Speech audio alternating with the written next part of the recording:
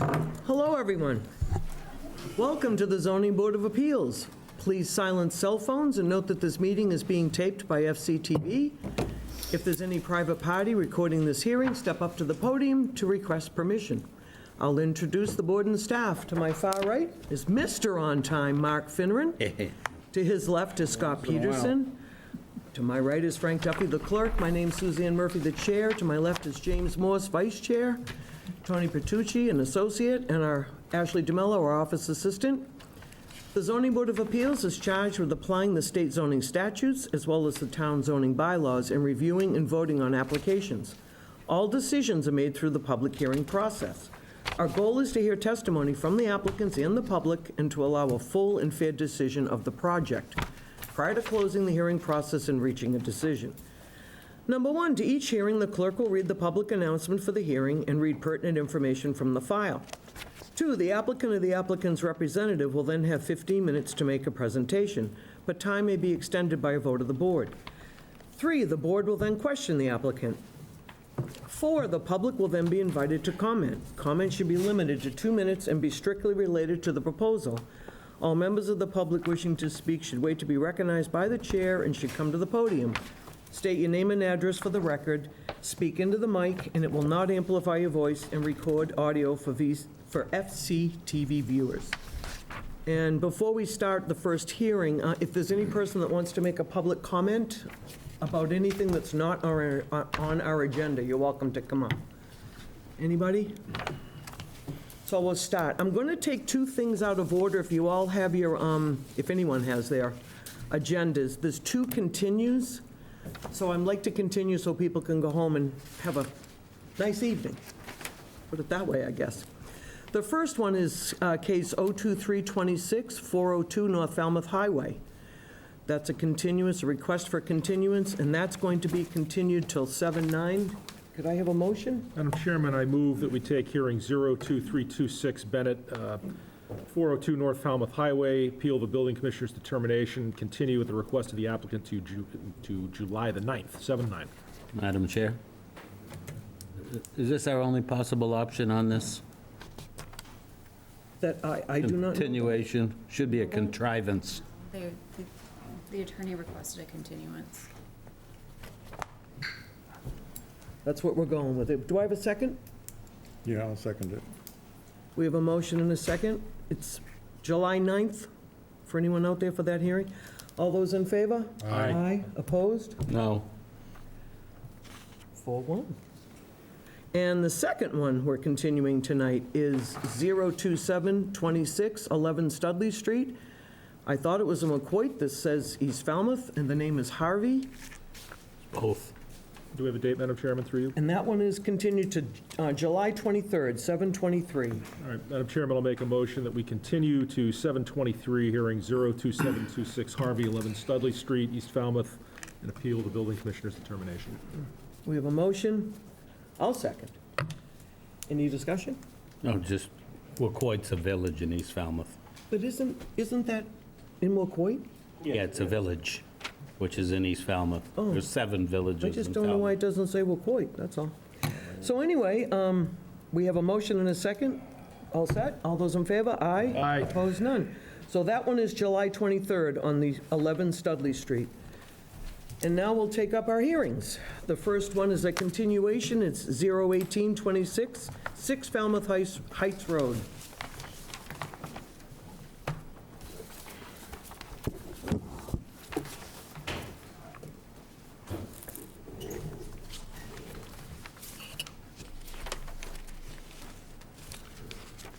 Good evening. Thanks for hearing us again. My name's Kurt Raber, for the record. I'm an architect at Catalyst Architecture and Interiors. With me tonight in the front row is my client, Carrie Bourne, who's the owner of this property. We were here a month ago, started a hearing, got continued for a number of reasons. We made some alterations to the plan, which were submitted on the 28th. I heard from Ashley that we'd like a set with the changes circled in red. So the sets you should have on your desktop, or are those, the changes have been circled in red, and I also have those to show on the screen. You still have this as a 5-bedroom. It's in the sewer area, and you're only allowed 4. We've done a lot of research on that, which was going to be my next breath. Well, that'd be a long breath. I've met, we've got some correspondence from Amy Lowell. We need 2 referrals before we go to the select board for a variance or a waiver from the flow neutral bylaw for, it turns out we need it for both a 4-bedroom and we need it for a 5-bedroom. You know, that's obvious, but it's still, the fact remains that 4 bedrooms is the limit in the sewered area. Yes, and And just and I about- can't vote to give you permission for a 5-bedroom, when obviously when you turn down, you're going to have a different plan. Does that make sense? Yes, let me advance one slide. So we were asked to put a septic flow notes on our plan of what we were requesting. So we did explain here that we have an existing office space, which when calculated on Title V flow rate for office space of a certain number of gallons per 1,000 square feet, there's only results in about 172.5 gallons currently. So any alteration above that would require a flow neutral bylaw, whether it was more office or conversion to residential. We were also asked through Permitize to add the front setback on this drawing, which has been done. Subsequently, after meeting with Scott McGann, he informed me that the process no longer takes me in front of the Board of Health, but he's been authorized to review those in the office administratively. We prepared a calculation, which was shared with him, that did show that we can fit a 550-gallon leaching field in the front yard of this parcel. So with that submitted, we expect he said that maybe even by tomorrow or Monday, we would have his referral sending us to the Board of Selectmen, requesting not only the 4th bedroom, but also the 5th. And we wanted to come tonight and make a presentation because, quite frankly, if this board's not inclined to provide or grant the special permit for the raising of some portions of the building and the construction of the new garage with some bedroom space above it, then the plans for the project change drastically, and we would end up full circle going back to the Board of Selectmen. So he said to me, he says, usually the process is you go to the Selectmen, then you go to the ZBA. I said, our clients want to understand what they can do with the property before they commit to a limitation on the sewer. We looked at other opportunities for this property that were not residential, that continued the existing commercial use, office space, whether it was more office or a mixed-use project with residential above. So right now, they've been looking for a summer home in Falmouth. This is a property which they found the opportunity to purchase. Using it as a home makes sense now, but is it the highest and best use of the property? So what we're seeking is a conditional approval tonight, or at least the opportunity to present tonight, and then could the board, if they're not inclined to approve it with the condition that the Board of Selectmen also approve it, could we at least get an indication from the board on an informal poll that there is support for the project as presented? Then we should be a week away from being heard at the select board, and we could come back on the July 9th for a decision. I see it as Scott saw it, you're putting the cart before the horse. And I think quite it's honestly, a very unique you're parcel. wasting our time. Well, we think that we're about to make a really big investment in a parcel that has other opportunities because of its existing non-conforming use. So before we make the commitment to change to an all-residential use, we would like some indication of where this board stands on the merits of the design of the home, or the business renovated back into a home. So we're hoping that you understand that should we do this or should we do that? And we really, going to the Board of Selectmen waste their time if... Well, they're going to tell you if you can have 4, 5, or 6. 4 or 5. Yes, I right? mean, and they've never given one, to my knowledge, to anyone. Right, but if So, we, I mean, then, therefore, sorry, I don't want to, you're wasting our time and yours. Madam Chair, may I ask a question? Yeah, go ahead, Tony. What, He's gonna what, why would this board, other than the, not having a variance from the select board, what would preclude this board from not approving this plan? What about this plan does not work, as long as you get the we variance? we think it works very well. No, I'm talking from a bylaw point of view. What part of the bylaw would stop us from approving this, other than the sewer issue, stop us from approving this I don't think plan? any part of the zoning bylaw does prevent you from approving the project. Because I can't find one, and I just want to ask the board, if there's nothing that precludes us from approving a 4 or 5 bedroom plan, other than not having the variance, why wouldn't we at least give an indication that this is fine? It's their problem if they go to the select board and they don't get the Right. variance, not ours. All we have to do is say, look, this works as long as you get what you need from the select board.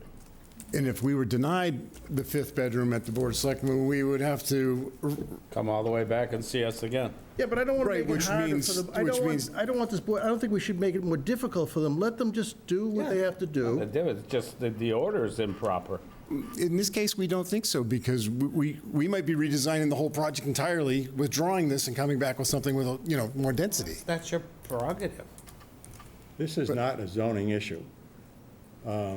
They've applied for a special permit under the zoning bylaw to raise a portion of the structure and construct an attached garage with habitable space above. That's what we're doing. If the number of bedrooms to be accommodated by a septic system or whatever you're going to do, or sewer, that's somebody else's decision. Right, and Not ours. if you approve us conditionally and the board doesn't, the building commissioner won't give us a building Right, permit. we could approve 6 bedrooms or 7 bedrooms. It doesn't matter. That's, so we. I think we hear him out. I think we hear you out. We understand, traditionally, we have the cart before the horse, but it makes a lot of difference to us to what we ultimately build. It is a much different case than we normally do anyway. Yeah, but it's I still think out we of hear him order. out, myself. You all right with that? Well, I'm fine with that, but in the end, I can't vote for something that can't be done. He's only But one human. we don't know that It's yet. somebody else that We makes the don't know decision. that yet. We know that there's only 4 bedrooms allowed in the sewer area, if he's on the sewer. But We're asking for the flow-neutral bylaw, so But that you means... try and understand, I'm sorry, Madam Chair. Go ahead. But you try and understand the applicant's predicament here. There's a lot of money that has to go into this design work. And they recognize that there is an issue that they may have once they get to the select board. And if they do, then they can come back. They're going to have to spend money to redesign this. But at least let them have an indication that if the select board approves that this is something that this board would approve. I don't want to make it any more No, difficult. I agree. I think we should hear him out. I agree, Madam Chairman. Yeah. There's a reduction, what is proposed is a reduction in the nonconformities. It's a permissible use, Yep. and we don't, Like applying Frank the said, it's zoning not a law, zoning, yeah. that's all we're responsible for. Right, so in this note on the plan, we indicated that we were seeking approval for at least a 4-bedroom home, and then the 5th bedroom, if it were to be approved by the Board of Selectmen. After this plan was submitted, met again with Scott down at Board of Health, and he said, well, you're still coming through me for the 4th bedroom, because you're going above the home, you only have 172.5 gallons of flow now, so you're coming to me no matter what. But we just, there's value in the non-conforming use and the commercial use on the property, which could be expanded, again, with a special permit, but it would be an entirely different design, but maybe that's more lucrative than this residential project. So- Do you, Madam Chair? Go ahead. Do you understand that if they did not give you the 5th bedroom, what you'd have to do to this design, you have pretty much a fixed exterior. You're going to have a room that's going to be, has to be shown Yes, not to be a bedroom. And I could explain what we would do. Bedroom number 5 would go away, and there's a large, opening into that room now. That would just become part of the great room living space. So bedroom 5, and we could also bring back a revised plan to this board. Well, you know what, it would be in the building permit. Would- Yep. Can I speak? Yep, you'd have to come up here, please. Yep. We just need your name and address, please. Terry Bourne, 22 Brentwood Drive, Easton, Mass. So I have 4 children, 2 are twin boys. We went back and forth anyways, whether it's a 4-bedroom with an office or another den. And we just said, you know, the twin boys would share a room if we had 4 bedrooms, or they would have their own room if we have 5. So I figured let's go for the 5 so they can have their own, but if they don't, they're gonna share, and the other room is gonna be another den or an office, and we went back and forth with that, and that's just the plain facts that I just wanted to Gotcha. explain, that's all. Thanks. So let's go over this plan. Okay. So this is the site plan. The pink areas are the pieces of the building. This one here, we believe, was once a patio or a porch that was enclosed. Then there was a single-room kind of office suite addition built here many, many years ago. We're not exactly sure when. It's wood frame over block foundation crawl space. And it actually does lean over the line. So after meeting downstairs with the building commissioner and the zoning team down there, we came up with the notion of basically taking down 2 pieces of the building, try to improve the existing setbacks, and then in the front yard, create a small addition which is compliant to the front yard setback. It's just inside of it.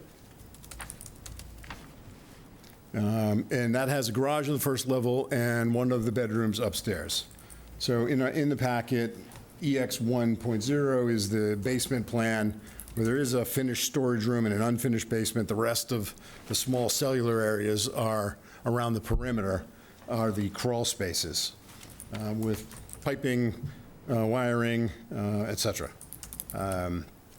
This is the existing floor plan, which is kind of broken up, and we counted the office spaces, the open office area, and then this was sort of like a workroom. This was a little kitchenette. Again, no second floor. Existing elevations. And this wing on the left is the one that we propose to take down that leans over the property line on the left by about 9 inches. And this little flat roof lean-to in the back here on the rear Sorry. is the, Weeknight evening around 7 p.m. Sorry. Eastern time, and you can get it wherever you get your Howie cars. Oh, Howie Carr came on the board. Sorry about that. so this area here is the piece that would be the old porch that was enclosed that would come off. Here's our proposed plan, and again, the piece that was missing is this. And that was the patio with a old bulkhead, which was then finished as an enclosed stairway. We proposed to remove that. And over on this left side, there was another piece of the building that we've removed. This is the foundation below the garage. And again, the red are the circled the major areas that have changed since the plans we submitted a month ago. But I circled all the room names because the room names and the room numbers last time were misleading. And some of the bedrooms were next to room numbers like 9. So we cleaned that up. We did modify the design a little bit to make the stair, headroom in the stair work better, since we had a little extra time to refine the design.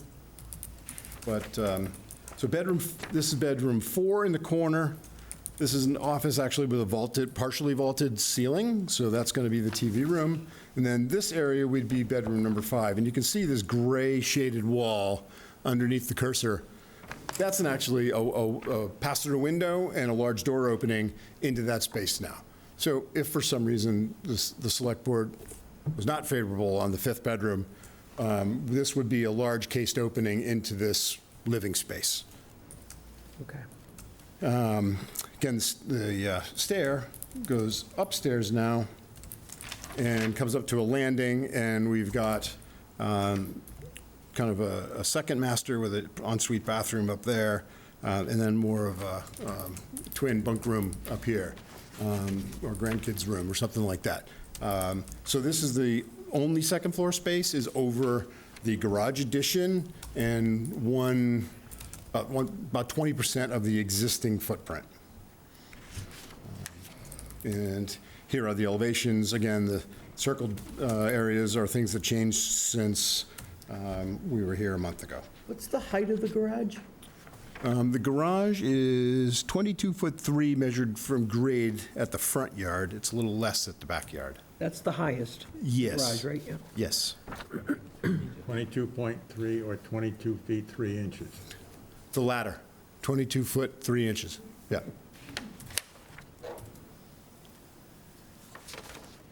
Again, we just changed some of the window and door configurations where the TV room moved since the last time we were here, putting patio doors in that room.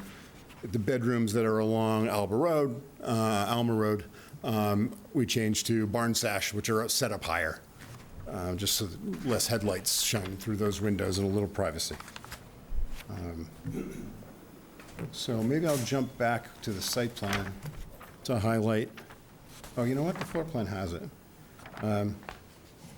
No, it doesn't. It doesn't have the whole parcel.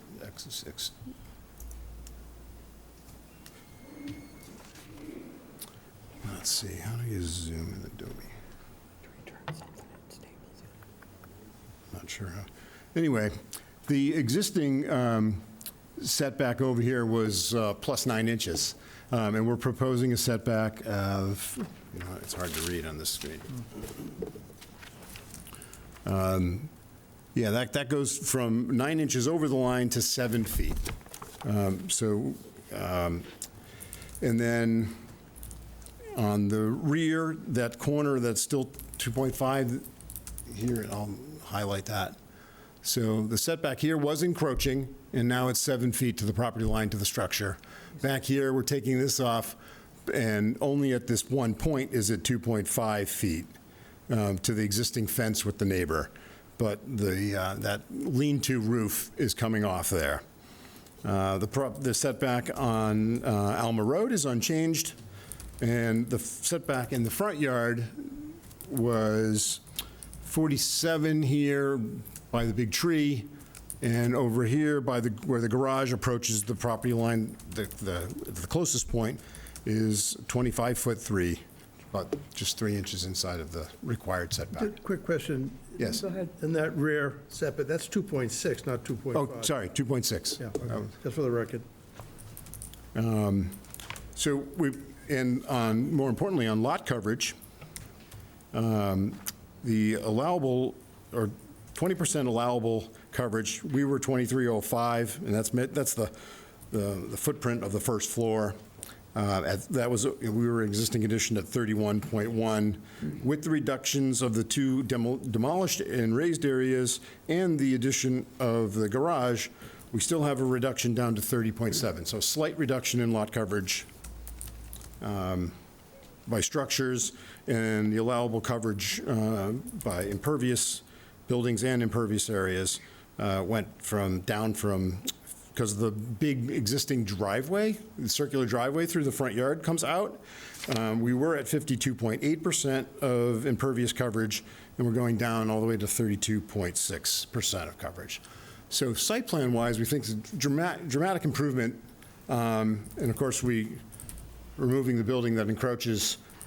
So we think that we certainly making this new structure a lot more conforming than it was before, and are seeking a special permit for that as a 5-bedroom, if allowed by the Board of Selectmen, with referrals from wastewater and Board of Health. And I'll stop and let you ask questions. Mark, do you want to start off? You have a referral from wastewater that says you can have 5 bedrooms? As I understand from Scott, the letter will come. Scott's Health. Yes, but their letters are not a decision or even a recommendation. They kind of explain the condition, and it goes to the select board, and I understand that the select board have a list of priorities.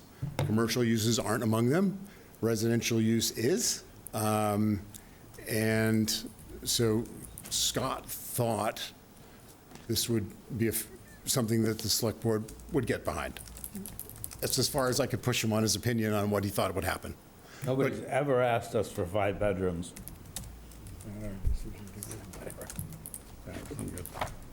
Scott, you have anything? No, with Mr. Finneran, I wish, again, that you had run these traps prior to coming in front of us. We're kind of the last board of review, but I fully understand the project. I'm okay. I like that you had reduced the reduction in the total lot coverage and things like that, so, yeah, just get that completed, and it would have been nice to have wrapped it with a bow tonight, but other than that, no questions. I have 2 questions.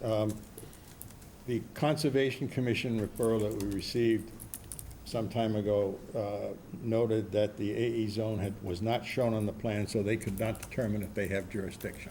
Have you satisfied their requirement for information? You know what, I think we did. The plan that was submitted, there's a note right here, is located, so it's located on the panel, but it is an AE zone, and I believe that it's I believe it's an AE 11 there. Yeah, it's a flood, but that's not jurisdiction of the Conservation Commission, that's a flood zone. Yeah. Have you got a determination from the Conservation Commission that you're outside their jurisdiction? That's what my question is. Oh, I don't remember receiving a referral from, or even a letter from them in the documents that were permitized, but I believe that the AE zone goes kind of through the front yard, so I think the property is in it, but that structure is not. But. The AE zone does not affect the building then? Correct. The existing building, and of course, the garage is an occupied space. All right. Well, Do you want to read the referral again here? Yeah. It's right on there. Concom, right there. please add the flood zone delineation to determine if the garage work lies within our jurisdiction. You've satisfied that request of the Conservation Commission? Not on this. No, I guess they probably want the flood zone on this I don't know if plan. they have jurisdiction over this project, and I think what they're saying in this referral is that they don't know whether or not they do have jurisdiction. Okay, we can provide them that. Well, I think you're going to have to, because No, oh, I understand. Yeah. we're not going to approve something with an outstanding request from the board, referral board, that's unsatisfied. So, all right. The second question I have is a little more, perhaps legalistic, but I got to answer it anyways. You've applied under section 240, 10.2A to, do some alterations to a structure. And 10.2A applies only to single-family or two-family dwellings. You don't have a single-family or two-family dwelling. You have a commercial building. So right off the bat, I'm wondering, you're not, I don't think you've applied for your special permit under the right section. Now, I'm going to just walk you through it, because you don't practice in Falmouth very often. I haven't seen you here before. But I don't think section 10.2A applies to convert to a single-family dwelling. You have to start out with a single-family dwelling rather than end up with a single-family dwelling. Does that make sense? Right. There is an existing special permit, which I think. But it has to do for an office. And it also has to do, it's a variance to allow, I think, a 14-foot setback from Alma Road. But this probably can be resolved, because under section 10.2B, which you don't cite, which applies to non-conforming structures other than single-family or two-family dwellings. So I'm going to suggest to you that I think you should have applied under that section, and perhaps you can do it by amendment. We actually originally filed for a modification of the old special permit. That wouldn't have worked. And then, that's what the building department suggested we do. So I prepared that application. When I got to Noreen's desk, she reworded it this exact way and asked me to come in this way. Well, I think that you've applied under the wrong section, but I'm not saying it's fatal. I think it can be corrected, but. And maybe, well, I'm sure she understood that it was once a residence converted to an office and now going back. So maybe that's why she had me come onto this article. I don't know, there's nothing in the file saying it was a residence. I think we may assume it was, but there's nothing in the file to show it. But anyways, I just raised that issue it occurred to me that you may have applied under the wrong section. I don't think it's fatal, I think you're No, correct. we can amend. You can amend, but, Well, are we? well, it's not me to amend, it's up to them to decide if they want to.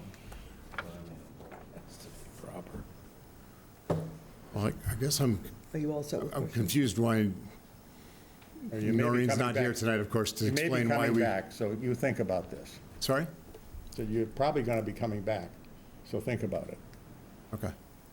Did you give them the 10-2B? 240-102B, I think, is the section you want, but it's up to you to decide, not me. My only question was the flood zone question. Yeah. Jim, do you have anything? If he's coming back, testimony is that it's an AE11. I'd like to see that represented on the plans. I'd like to see where the flood zone comes through on the plans. Do you know off answer what the elevation is of the existing building?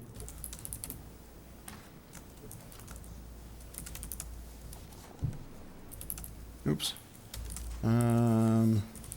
There were, you know what, on the existing survey, which we did not, I believe the contour here at the back is like elevation 9, and the street is a little bit lower. We're concerned with the corner of the garage. Well, we're happy to put the flood zone map overlay on this. What's the proposed ridge height? Proposed ridge height? So we got room to go up. but 22.3. It's going to be it could be a significant cost. They have to This get is FEMA higher. compliance. This is higher than the dwelling now. Are you staying below 35 feet? Yes, Yeah. yeah. Only, well, two other questions. Your reduction in impervious, you're removing the paved driveway, is that? That's correct, yeah, here on the, Is the clamshell or crushed shell driveway just going to keep the same contour, or are you changing that at all? it'll be the same contour. The garage door will be at the existing elevation here on the front, and the driveway goes straight out to the road. Okay. Yeah. So it'll be on existing grade. We're not proposing any retaining walls or lowering any grade, if that's what you're asking. And the only thing I couldn't find on the plan, it says GG, I just couldn't find, what is that little circle target bullet that's out in the roadway? Is that anything related to your house, or is that utilities? Oh, GG is a gas gate. Gas gauge, okay, Yeah, thank you. yeah, I was gate. thinking gas, but just Yeah, wanted to make yeah. sure. Tony? Aside from the technicalities that came up tonight, I mean, we all know this building, this is a tremendous improvement to this area, and a really fine redesign of this building, and I'm hoping that the technicalities can be cleared up. As Mr. Duffy suggested, it's not fatal, you just got to get a few things straightened out, but I'm hoping this board would approve this at some point in time. That's all you have? It's so clear. Yeah. It's just so absolutely clear. Any other questions up here before I go to the public? Everybody good? Anybody from the public want to comment on this project? I think we're good. So you have your homework list. Yeah, right, so you asked for two things, whether we should, and I'll speak with Noreen and Ashley about this, tomorrow if I can, about the non-residential chapter or article number. And Yep. The flood zone on the the plan. flood zone on the plan, and I think that was it. Do we have anything else? Anybody have anything else? Now, with good luck, we may have been to the Board of Selectmen by the time we come back. Yeah, that'd be great. And we would be brief when we come back. Could that be the 9th? I just have a quick question. Is there going to be any outside space? Like for your grill? Yeah, out in the back, there's going to be a little lawn where there's a little walkway now. By that walkway by the Yeah. generator? Don't blow the generator up. Yeah, there's not much space. But we're trying not to put back Yeah. pervious. If there was a pervious hard surface in the back. You could roll it out to the Staples parking lot. There you go. That's have a burgers busy over there. place, too. So one last question. Yeah. So you understand about the bedrooms, you understand what you have to do, you made that clear to Yeah, us, and- that you and could deal with Scott- that bedroom Scott 5. indicated that he thought it would go well for us, but he really couldn't opine and speak for the select board. So, yeah. You can deal with all the things that, when you come back here, could, or might, hopefully aren't issues, but maybe they could be issues. So in other words, if you can't have that fifth bedroom. Right, so we'll clean up the site plan, add the flood zone, we'll I just don't want to see you perhaps delayed. amend our I don't want to see you application to include delayed because you didn't another understand. chapter or another article or both, and hopefully the select board will hear us before your next I meeting. just don't want you delayed any further if you don't have to be. Yeah. Yeah. Are you meeting again in 2 weeks? Give a date. July Pretty busy. 9th, yeah, we're real jammed. We're busy. July 9th? You available that? Well, I'm hoping that we'll be through the select board by then. I was Yeah. optimistic for the 18th. All the boards get real but- busy in June. Yeah. Yeah. I've been warned. So July 9th?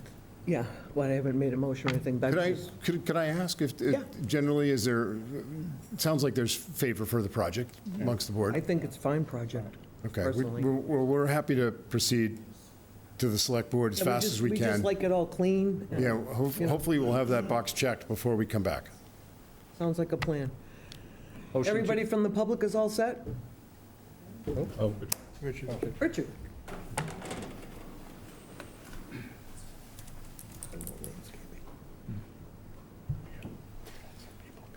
Richard Johnson, 1 Ambets Avenue. Just in the interest of getting rid of any potential glitches, the elevation shows a trellis above the garage door.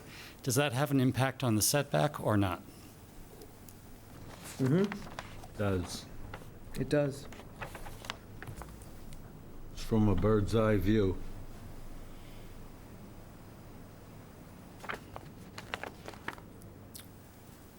Good eye, Richard. You might have taken it off. Do you know how wide the pergola 18 thing inches. is? 18 Yeah. inches? But it's open. Yeah, but it still counts. I don't- Remember, we had that one in, Only what yeah. We've never had, exceeds the profile of the soffit. So maybe put that on your plan, too. okay. That would be a good thing to have on there. Like Frank would say, it's not fatal. Right? But it might as well be on the plan. We do like our Fell on your head. plans clean. So should we continue before there's something, a Yeah, glitch before in we the come up with matrix? something else. July 9th? Yeah, you want to make a Motion motion? to continue to July 9th. Second. We have a motion and a second from Frank. Any further discussion up here? All those in favor? Aye. Opposed? Question maybe for Ashley. Is the conservation note in the permit eyes? Yeah, it's Oh, it in is? the sign-off referral section on the right-hand side. Okay. It'll be in the drop-down. If I can't find it, I'll call you. He read it to you. It's Oh, I know. Sentence. Yeah. I just wanted to have a copy. Thank you. All right, thanks. I saw some people come in after I made an announcement that 2 hearings were continued, which is 402 North Falmouth.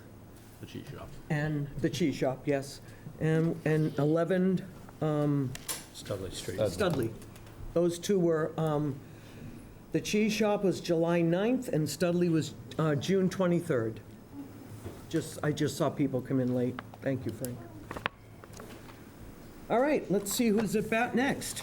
We have, I'm going to mess that name up, 173 Metoxit Road. Toxic, yeah. Toxic. Oh, boy. Never mind the first name. Rejto? Rejto. Rejto, oh, boy, I'm 0 for 2. This is brand new, It so, says this is application 21 of the year 2026. Stefan, I think it is, B and Janice Rejto have applied to the Zoning Board of Appeals for a special permit pursuant to section 246.6B and 24011.4A1I of the Falmouth zoning bylaw to raise the existing barn and construct a new barn exceeding 900 square feet in size to be located in the front yard more than 50 feet from the property line. The property is located at 173 Metoxit Road. That's in East Falmouth, although some people might say it's in Wacoit. I was going to say that, yeah. So, Stephen Rejto. The property is in an RA zoning district. I don't have any information about overlay districts in the file, but the flood zones that are applicable are AE 11 and DE 13. I didn't find any previous... Point Bay, Frank. Yes, I didn't find any applicable previous decisions of the Zoning Board of Appeals. The lot is fairly large. It's 101,800 square feet in a district that currently requires a minimum of 40,000 square feet, so we're okay there. The street frontage is 457 feet in a zoning district that currently requires 100 feet. This road, Metoxit Road, is a public right-of-way despite its condition. The new barn to be put up is 26 by 40. It's 1.5 stories. The height is reported to be 21 feet 10 inches. Lot coverage by structure is currently 3.2%. Will increase to 3.7%. The limit is 20. Lot coverage by structure, parking and paving is 3.6%. It will increase to 4.3%. The limit is 40%. There are no nonconformities noted on any of the structures on the property. Engineering has given us a referral that they want us to consider stormwater runoff. The Board of Health has no comment. The Conservation Commission has no comment. The Water Department says if you need water in the barn, you have to get a permit from them, but they don't know whether you need water in the barn. We have 2 letters in support of the project, no letters in opposition. So I'm Stephen Rejto with my wife Janice. Our address is 14 Meadowneck Road in East Falmouth or Wacoit. Here to talk about a new property that we purchased that we're moving to, 173 Metoxit Road. And as you said, this is about raising the existing barn and hopefully proposing to build a new barn just basically a little bit across the driveway from where it is. So just got a few slides that show it. I think everything you said was pretty clear. That's just a picture of the old barn with the house behind it. You can see the existing barn there and where the new proposed barn is supposed to go. If we go to the next slide, it's a very wooded lot. I don't know if anybody's been there, but it's very wooded, so you don't really see much from Metoxit Road into the property. The existing barn, you can see it a little bit. It is definitely run down. It leaks. The roof is leaking. It's got a tarp on it. It's probably 60, 70 years old, which is why we're proposing to replace it. The setback for the existing barn is about 53 feet from the road, and the setback for the existing one is 57 feet. 57 and a half feet, sorry. And the other setback will be closer. It's 29.6 feet from the side property, and as you mentioned, it's about 2.4 acres, so there's tons of property in the other direction there. This is actually a barn that's being built by Barnyard. It's kind of a catalog item. And we're working with Mike Briselli, Falmouth Engineering, who did the site layout and the foundation plan. And the local contractor is Broderick Construction. So it's a very simple design. I think you have the plan design there. It's kind of a kit barn, and they come and they assemble it on site. Nothing's finished on the inside. Right now, no electricity, no water, although it would be nice to have a utility sink at some point and maybe some electricity, but right now there's no plans for that. It's really just a place to store a tractor, a small whaler, and a small catboat is the intention for the barn. They almost fit in the existing barn. Actually, both of them fit in the existing barn. So these are just some details. I think you read all this for it changes the teeny little bit on the proposed coverage of the structures. We believe it actually keeps the aesthetics, actually improves the aesthetics. We've socialized this with all the neighbors, the Metoxit Point community. They're all kind of ecstatic because the existing barn's kind of an eyesore. So I would say that they actually think it's going to be an improvement rather than any changes. And we believe the proposed structure is not substantially more detrimental to any of the bylaws. I think that's all I have. I did want to thank the staff, so they were very, very helpful. I worked with a lot of the town committees, and this one was a joy to work with, so thank you to Ashley. Great to hear.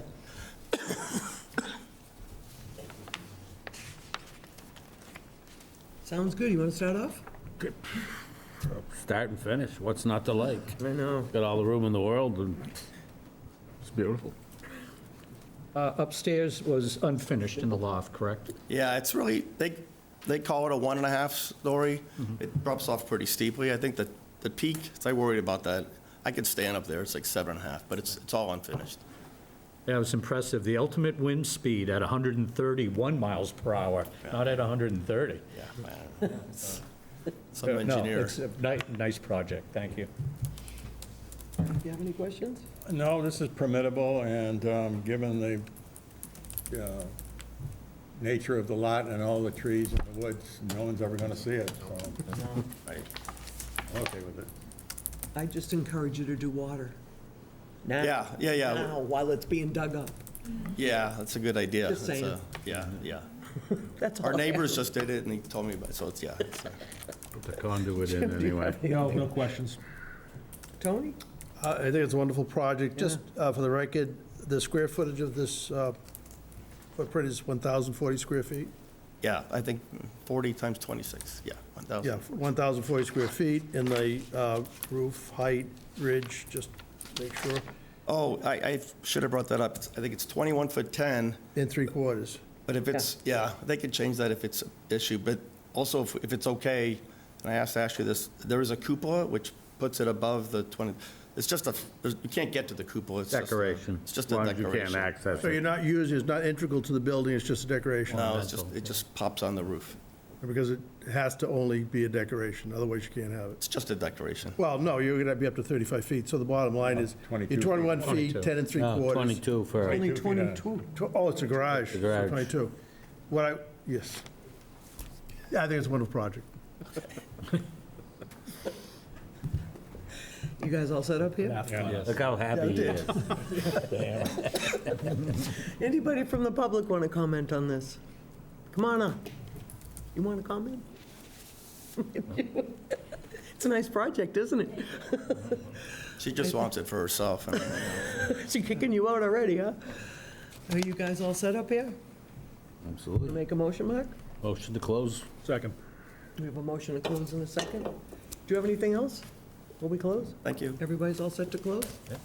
All those in favor of closing? Aye. Motion to approve with conditions. Second. Motion to approve, all right. Frank? Okay, we have a property here that, under section 246.6B of the Falmouth zoning bylaw, they need a special permit for accessory structure or a garage which exceeds 900 square feet. This is, will come in at 1,040 square feet, so they need the special permit. No special requirement, just general special permit conditions. Under section 24011.4A1I, they need a special permit for an accessory structure in the front yard, as this will be provided it is more than 50 feet from the street frontage, and this is. So under section 24012.1E, which is the general conditions for a special permit, we make the finding that this project will not have an adverse effect on the neighborhood, that their site is adequate for the proposed use, the site is suitable for the proposed use, there's no negative impact on traffic flow and safety, there's no negative impact on neighborhood visual character, views and vistas, there's adequate sewage disposal and drainage on the property, adequate utilities, and it will not have an adverse effect on the supply of affordable housing. And then conditions. Hours of work. Hours of work, 7 to 7, Monday through Friday, 8 to 4 on Saturdays. No construction on Sundays or town holidays. He won't have to worry about any trucks or contacting the police. He's got plenty of room, right? Unlike your neighborhood. Unlike my neighborhood, all plans, all boards, all, referrals. Can I ask for, because it's at the maximum height on the roof, an It's as-built? 22. Yeah, but they're at the max. Oh, yeah. I mean, that changes so easily at this point. Inch away, yeah. Good point. Yeah, they could change it a little bit more. I wanted the height, but they could make it a little bit less. So if you have an got as-built, You got yeah. as-built? But this, I think what you got was supposed to be the as-built. But this- Well, no, that's a proposed. Oh, I'm sorry, the proposed, okay, It but means when it's done. Yeah, and- Yeah, the stamp plans, right? when you're that close, yeah. Want you to hit your head. Right, and I should have mentioned this too, and that they're on the plan, there is 2 dry wells being put in. Okay.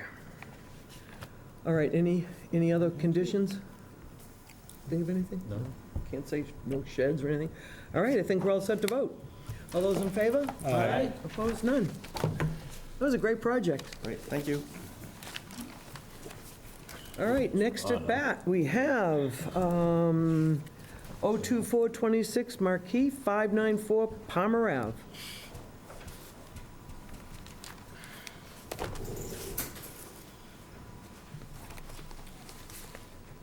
Okay, this is case number 024 of the year 2026. Jeanette Marie Marques has applied to the Falmouth Zoning Board of Appeals to modify special permit 4 of the year 2004 pursuant to section 246.6B, 240.11.2B3A, 240.12.1, 240.10.2B, and 240.14.1I2 of the Falmouth zoning bylaw to allow a 6th rental room to be located in the former gift shop. The property is located at 594 Palmer Avenue in Falmouth.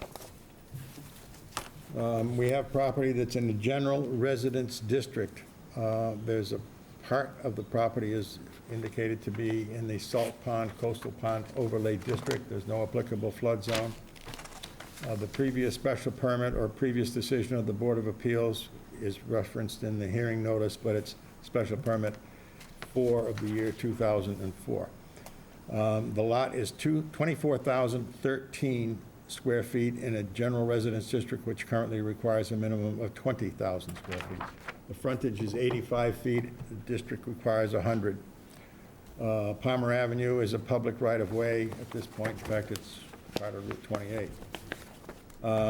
The special permit 4 of the year 2004 allowed 5 rental rooms and alternative parking surface in the parking lot. The lot coverage by structure is 16.9. It's going to stay the same. The limit is 20. The lot coverage by structure, parking, and paving is 27.8. It's going to stay the same. The limit is 50 in a general residence district. There's no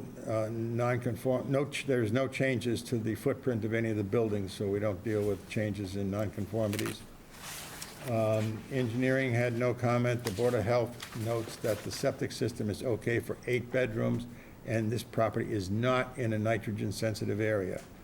The Planning Board has a referral, which I'm going to read because it's kind of detailed, and I don't want to paraphrase it and not do it right. So this is from Jed Cornock, who's the Community Development Director. I am submitting this email as a referral to the special permit for 594 Palmer Avenue. The Planning Division has no objection to the applicant's request to increase the total number of commercial accommodation units on the property from 5 to 6. It appears that the additional unit and the associated parking can be accommodated on the site. However, the application also includes potential impacts to an abutting residential property which need to be considered. In multiple sections of the town zoning bylaw, there are requirements that attempt to mitigate the impacts of non-residential entities on their abutting residential properties. For example, section 240.14.3D10 under the landscaping performance standards includes a requirement for, quote, residential buffers, end quote, which are required between business and industrial uses and residents to, quote, protect abutting properties from glare, noise, dust, fumes, heat, and traffic, end quote. Although this property originally received site plan review in 2004 from the Planning Board that included a landscaping plan, the requirements of said landscaping plan were never fully implemented by the property owner. This landscaping requirement is still an open item for the Planning Board, and the property owner will need to revisit this with the Planning Board following the Zoning Board of Appeals process. That said, having input from the Zoning Board of Appeals as it relates to the plantings, types, location, and height would be helpful. Thank you, Jed Carnock. So that was rather lengthy, but the Planning Board is asking us to give them some input, and they also have to go back to the Planning Board to get approval of their 2004 site plan review. That Thank you, Madam Chairman, members of the board. I'm Bob Ament. I'm a Falmouth attorney with my office right next door in Town Hall Square. And I represent Jeanette Robinson, who is the former Jeanette Marques, and she's the applicant. Jeanette is here in the back row, and next to her, or no, almost next to her, is her daughter Fiona. Fiona, this is a fun fact, Fiona just showed me a photograph in the Enterprise of her being held as a toddler by her mother at this podium, maybe not this exact piece of furniture, presenting to the board for that 2004 special permit. So I think that's You're a pretty, celebrity. that's pretty neat. So Jeanette obtained, she bought the property in 2002. She obtained a special permit to create a bed and breakfast, and she built a new building, the main house on the site in the front of the property, specifically designed to be a bed and breakfast. It's works beautifully. And it's the Frederick William House, and it's operated now for some 20 years. I wanted to show you the assessor's map and just describe the area briefly. So let me try to pull that up.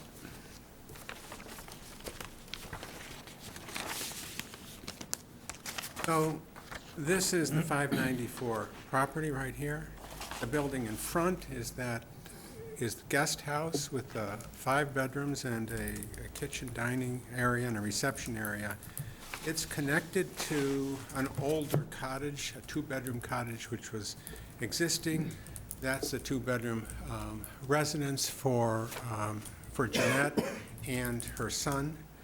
And some years ago, an old shed in this location, and I'll show you all this on the actual site plan. That shed was converted, upgraded, converted with building permits and approved by the ZBA administratively, actually as a gift shop associated with the inn, but also catering to people who would come off of the bike path, which is right behind it.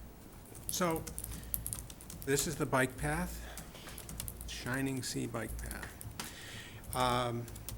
As Mr. Duffy said, it's a general residence district. The property immediately to the north at 620 is a 4,500 square foot office building. The properties, both 582 and the property to the south of that, are both duplexes. It's light industrial zone property on the other side of the bike path. Want to cross the Palmer Avenue just south of Goodwill Park is Crab Apple's restaurant, its parking lot, and underneath that, I don't know how far this doesn't go down, but there's Mark Hutker's architectural office on there. So there's quite a bit of business in the area, and it's on Route 28, and obviously the amount of traffic that's going by there is too much.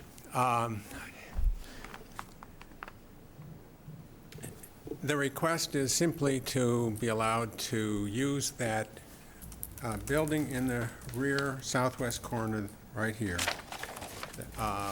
which has been used, as I said, as a gift shop. It has a bathroom in it, to be allowed to use that as a 6th guest room. Now, Jeanette came before the Board of Appeals about 3 years ago. I was not involved, but she came before the board with a similar request. But at that time, the issue was raised as to whether her lot was actually large enough for the 6th unit, because the zoning bylaw in a residential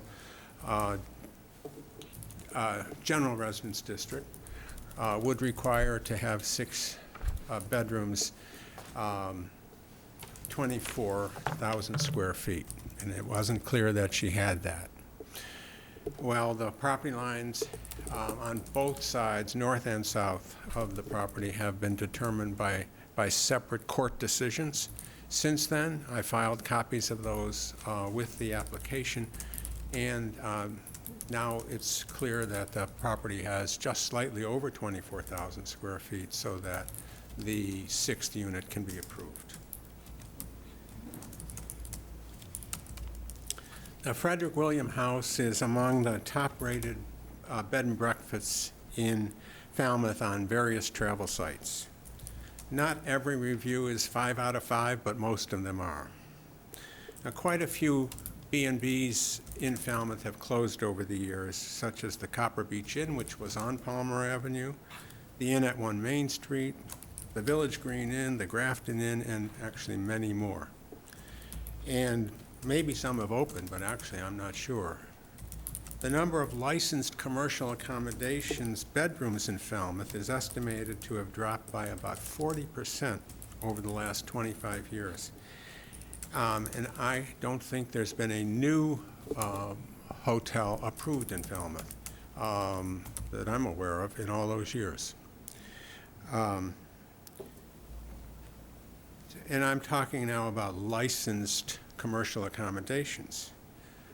Bed and breakfasts, as well as hotels and motels, now face a lot of competition from short-term rentals operated by people in their homes. That's just the way it is. But B&Bs are different, and I think one of the most important distinctions is that there is staff on the premises 24/7. Whenever there's a guest staying there, there's a host there, or hostess. Now, with regard to the request, the septic system is adequate, as the health agent has reported to you. The capacity of the septic system is 984 gallons per day. That's 6 gallons per day short of being sufficient for 9 bedrooms. The health agent described that to me as a couple of shovels of gravel. I talked to him about it because there is a room in the basement. I could pull it up, but you have floor plans, and there are rooms for storage and a room in the basement which we'd like to be able to use for a staff member to sleep in, mainly because Jeanette is not always there. That room would not be for guests, so it's not a 7th bedroom. It would be just for staff. And the thinking is it would be when Jeanette's not there. Because now, when Jeanette's away and somebody else is there subbing for her, they have to sleep in Jeanette's bedroom or in her son's bedroom. And this is a much better alternative. So we would like the board to know about that. It's not changing the request from being 6 guest bedrooms, but we do want to be able to use that basement room for staff, subject to the Board of Health approving it. So the health agent said, look, it's 6 gallons per day short. He thought that's de minimis, but he wouldn't approve it. He said you'd have to go to the Board of Health and get them to approve it. So we will do that if we have the 6th guest bedroom allowed. We'd like to be able to do that. Also, if you're using a basement room for sleeping, the building commissioner will require that there be 2 means of egress. And there's one very good means of egress right up a set of stairs from this room, but we'll have to create a window well with a operable window and a couple of ladder steps. But anyway, we'd have to meet the requirements of the building department. So we want you to know that that's our intent. If you think it's necessary, we'd like you to allow that, subject to the necessary approvals from the Board of Health and from the building commissioner. So that's the situation with that. That's not on your application. Well, it isn't a request that requires a special permit. I just want you to be aware of it. That's Just a heads any up. more than if we had another person staying in the cottage. So I think that is. Which cottage you talking about? I didn't catch that, sorry. Which cottage are you talking about? The two-bedroom cottage that's connected to the house that is the residence of the applicant. Who's staying in the gift shop now? Nobody. No one. No one. There's a bed in there. It looked pretty slept in to me. Well, I was there once when Jeanette's son was sleeping there, which would be perfectly allowable. It's not being rented. And to the extent there are any issues, we're trying to clear them up here. And that's what we hope you'll help us do. So,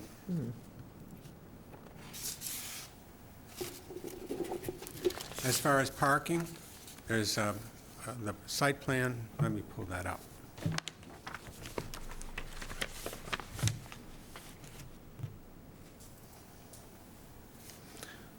Okay.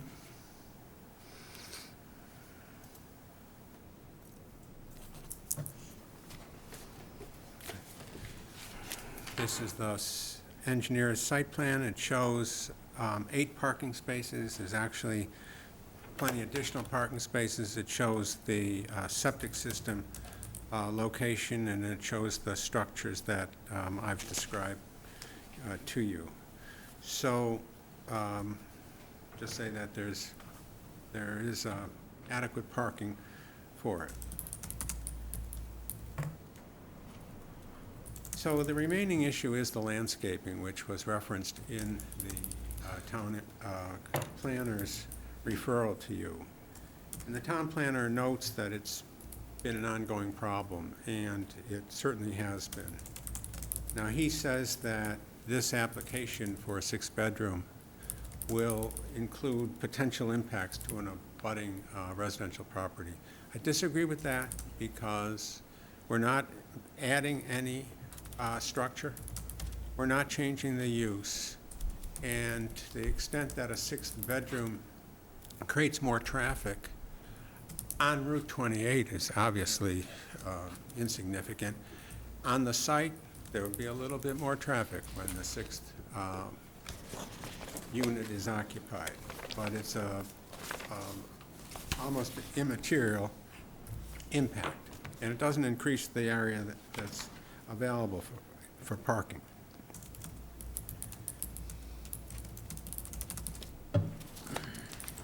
But nonetheless, the landscaping that was approved by the planning board and the ZBA back in 2004 was not followed, so we need to discuss that, and I hope come to a good conclusion about it now 22 years later. Now, most of the property and pictures were submitted with the application, and I hope probably most of you or all of you have been to the site. I hope so. But most of the property has attractive, mature, abundant landscaping. There's more planting there than is shown on the 2004 plan. It's just that it's different. Let me just pull up the another plan.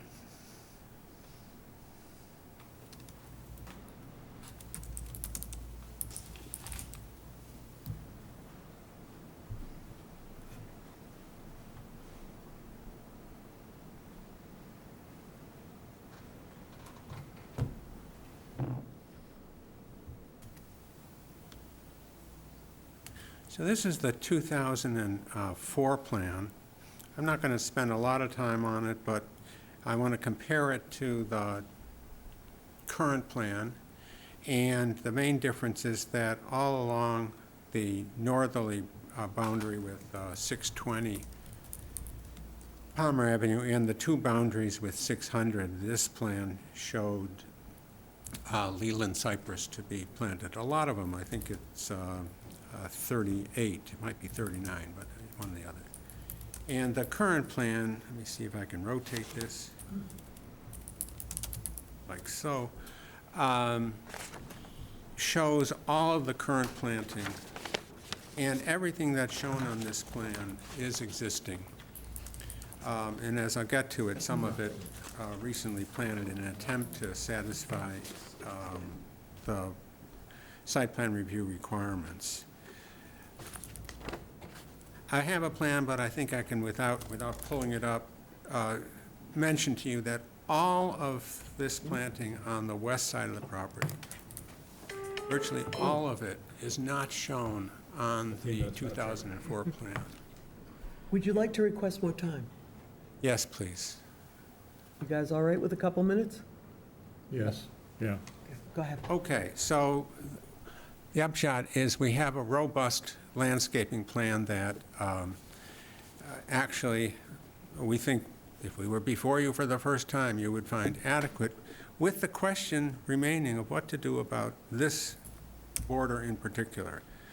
Views of from the residential property here are really just views of a residential structure of the house. Here, there's a view that is towards a parking lot, and that's a view that the zoning bylaw says we should, try to protect.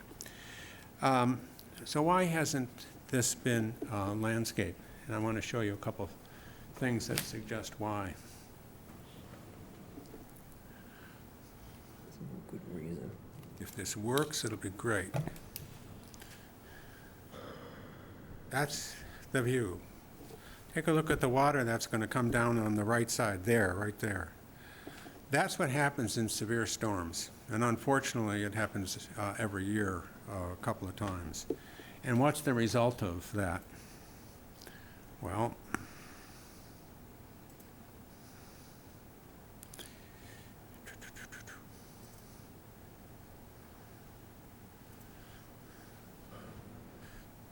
this is the driveway going down into the parking area. This is towards the area that the connection between the two structures. And this next picture, trying to get this right.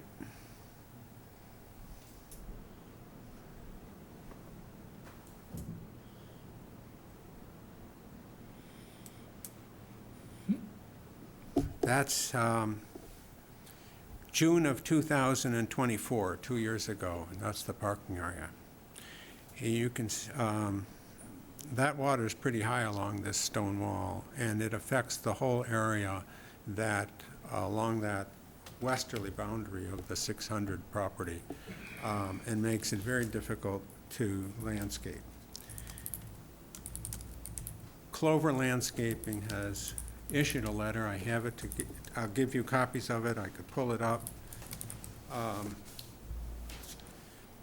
But it says that the recurrent flooding has caused and will cause significant damage. The overwhelming amount of water is killing surrounding plantings, and landscaping in those low-lying areas are sure to fail. So, we have a real serious problem. Thank you. Weren't there concerns also with the abutting property? Yes, I'll get to that very quickly. Okay, because Thank you. that's of it. That's right.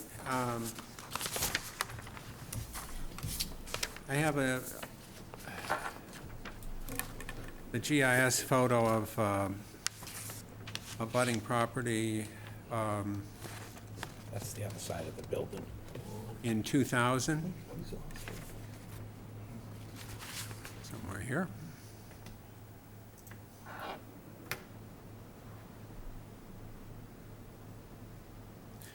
This is the abutting property. This is the inn. This is 600 Palmer Avenue. It's owned by Jonathan Stranich. Talking about the other side. Outside of this unit we're discussing, that abutter, you can still see kind of a ugly fence there with no trespassing signs on it. One think would think that some plantings there might, Well, I don't think that's our fence, and I also think from being there on numerous occasions that it's at this time well vegetated, and it's indicated that on the landscape plan. If you felt that, and that's not screening a parking area, so there isn't a requirement in our bylaw to do the same kind of buffering. So I'm not sure why we would focus on that side of the property. Nonetheless, I mean, some plants could be put in there, but I think that it's, Well, when I went there the last time, this was in front of us, the abutter was there. I mean, he's obviously put up that fence and those no trespassing signs. Do you mean- Whatever they are. do you mean 3 years ago? Yeah, whenever it was, 3 years Okay. ago, 2.5 years ago. Well, that was resolved by a court action, and it turned out, I'm not real familiar with it, but the land that the neighbor was complaining, it turned out, was determined to be Jeanette's. And that's what's shown on the current plan. But I don't think that the landscaping is a problem over there. Let me just move on, though. As I was saying, that at the 600 property, you can see there was quite a number of deciduous tall trees. They created a canopy and a nice buffer. Mr. Stranish bought this property in 2021. Unfortunately, he had to replace the septic system, and the result was that all of those existing mature trees came down. And here's the situation today. And this has exacerbated what, as you can see, the water coming off of the state highway is a significant problem. But the problem has been exacerbated by that condition. And Jeanette's engineer have said that that's their opinion, that that's had an impact. Now, the purpose of this hearing, to get a 6th bedroom approved, is not to solve these drainage problems. Because I don't think, certainly the Board of Appeals can't. And Jeanette has been unable, despite years of effort, dealing with the state, which has acknowledged the problem, but said they've done some installation north on the road of drainage structures. But it hasn't solved the problem, and they can't do more work because there are utilities in the way. It's obviously a big problem to solve. Jeanette can't solve it. She hasn't gotten people to solve it, and there is no easement in favor of the state or the town to drain water onto her property. It's just a real difficult situation that at times, hasn't happened yet this year, but at times there's a lot of water that then has to drain. Jeanette's spent $85,000, had to refinance the inn in 2009 to put in more catch basins on her property to try to help. And it has helped, but you can see it hasn't helped. It hasn't anywhere nearly ameliorated the problem. And the flooding, besides what she spent, the flooding in 2024 alone cost her $45,000 because it flooded the basement of the cottage and caused damage to flooring and other systems. You need to wrap this up, please. I will. I have just a Thank you. few more lines. Thanks. Anyway, getting a 6th bedroom approved is obviously going to help her out financially and to deal with this.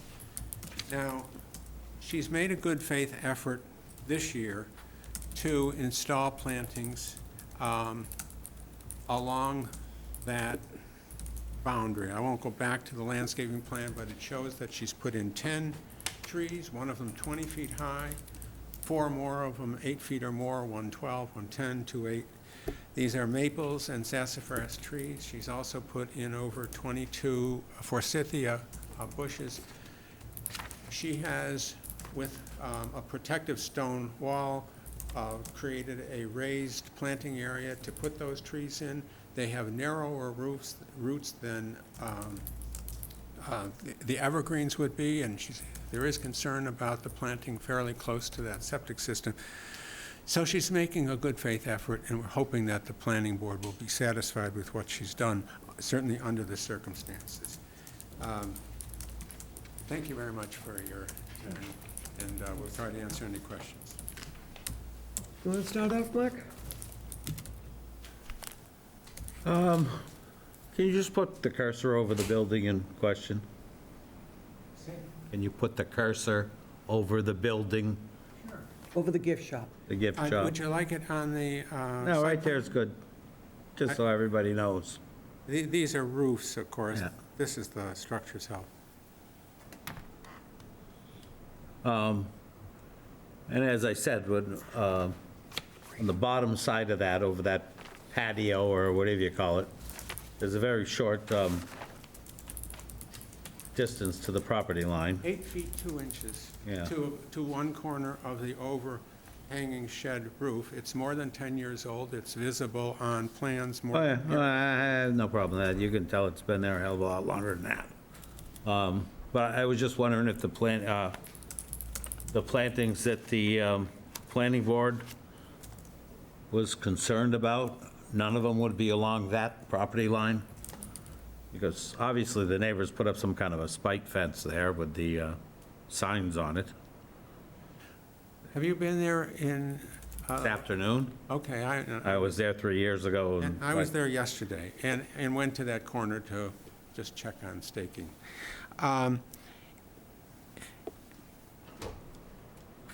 There are a lot of big trees there. I don't know if any more bushes need to be added, but putting trees in that location isn't going to really impact views from that adjacent duplex. And the request that we're making, again, it's not to expand anything, but we do need to have a plot. You're expanding the use. We need a satisfactory landscaping plan. The 2004 landscaping plan showed no landscaping in that area, as I indicated earlier. There's a lot more landscaping, and it's very attractive and in good condition on most of the property. Our problem is with that boundary next to the septic system up against the 600 property and what we can do there given the flooding conditions. And while that's a problem, and we will work further with the planning board, and the plantings that have been done in recent months is an indication of our effort to address the problem. But I don't think it should have much to do with your approval of the 6th bedroom. And it can be subject to the condition that we satisfy the site plan review, which isn't required for this hearing, but it's a 2004 requirement. We're just trying to solve these problems. I'm good. Scott? Yeah, it's hard to believe we did this 3 years ago, so time flies, but again, you're spot on your focus. If there's a way to help the abutter there to screen the parking lot area and understanding the unfortunate flooding conditions, apparently the state will probably never do anything.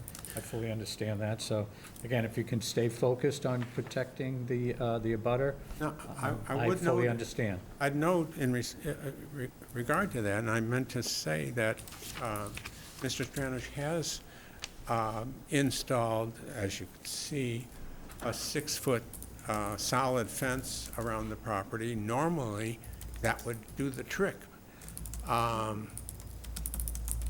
But it just so happens because of the topography and the slope, which is part of the problem with the water, his house is up above, and we'd like to do more. Other than that, I'm fine. Thank you. Frank? Mr. Ahmed, in the application, it references section 240, 10.2B, which applies to non-conforming buildings other than single-family or two-family dwellings, and a variance is required to increase any non-conformity, but that doesn't apply here, does it? Well, I put it in only because the shed that Mr. Finneran was referring to, the roof of it, at an angle, so it's only a couple square feet, is within 10 feet of the property line. So that is a non-conforming structure. It's over 10 years old, as shown on aerial photographs of the town.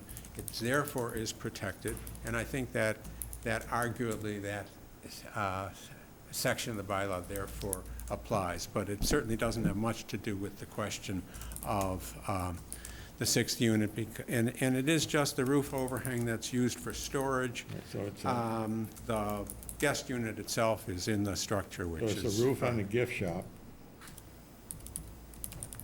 is Yeah. less than 10 feet from the property line.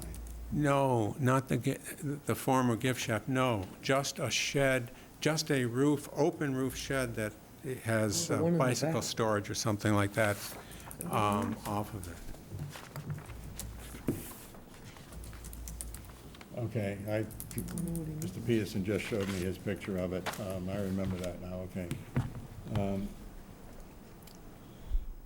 But it's been there for over 10 years, so do you think you need a finding from this board on that issue? I don't care whether you do that or not. Now, also, one of the sections that you used in your application was 240-14-1I2, a special permit for an alternative parking space, but I think that was covered by the earlier special permit. Well, that's true. So maybe I didn't need to mention it again. I just want to make sure you're not asking for anything specific with respect None to- whatsoever. Okay. So we just say all the conditions of the previous special permit remain in force. I think that's right. All right.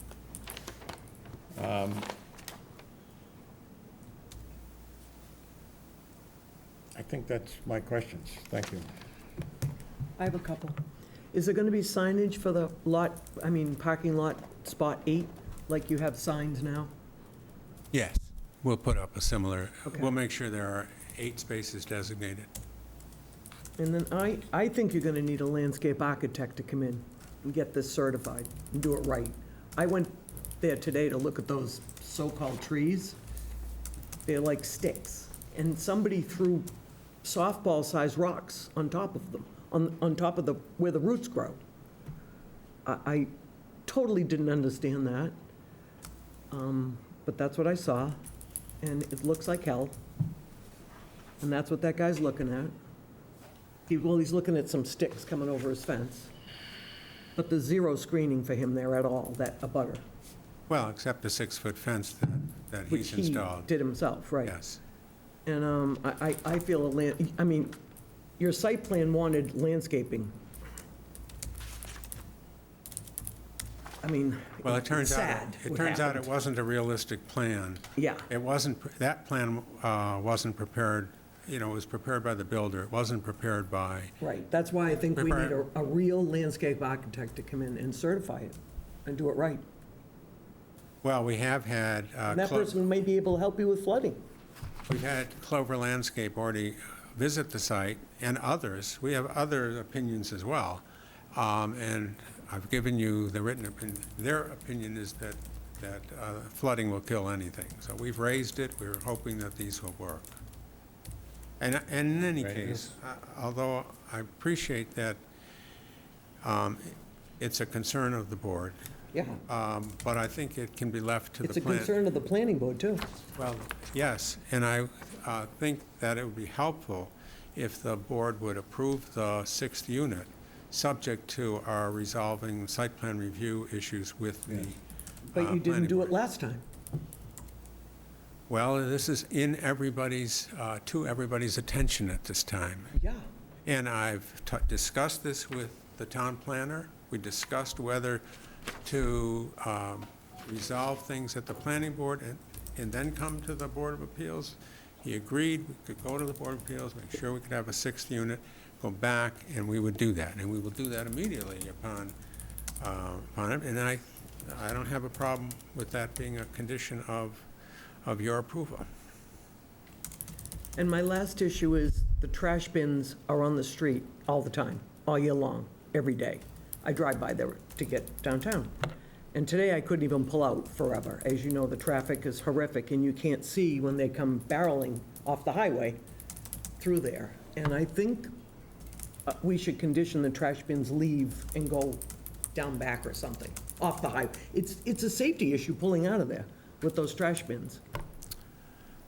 Given the nature of this application, just going from 5 to 6, I'm not sure that that's necessary. However, I can't argue with that. I mean, there's gonna be more trash, one new bedroom, so more trash, so I mean, it does kind of, Okay. it's a safety issue. If that's, Period. You even said they whiz right by. You said it yourself, and that's what they do. And if you can't pull out, you're risking your life if you can't see with the trash bin. And you're going to have tourists in there that aren't going to know people are barreling, excuse my language, I think down the it- highway. I think it would be more attractive without the Trash cans cans there. Yeah, legit. And that's all I have. Jim? I'll share similar concerns about expansion of use when there were open issues from a previous planning board decision. I'm waiting to hear from an abutter, or if the abutter number 600 is here to express concerns. Just for the record, reading the bylaw, you need 24,000 square feet lot. You're at 24,013. I just want to confirm that that calculation is based after both land court decisions were recorded? Yes, The and I actual lot believe size? I believe those decisions are actually referenced on the plan. Just want it in the record. I mean, it's just, it's close, but these things are arbitrary, aren't they? Well, it resolved a significant issue for me after the last time we were here 3 years ago. So it appears, based on your representations of the plan, you've got the requisite size. 1 second. Don't think I have any other questions subject to public comment, Madam Chairman. Thank you. Thank you, Council. Tony? A couple quick questions. How did you go from, in 2004, pull this off the registry, the special permit? How'd you go from 25,136 square feet to 20,013 square feet in 22 years? So how did it get reduced? It says the subject property contains 25, these are the findings, contain 25,136 square feet in the general residence. It's in the special permit.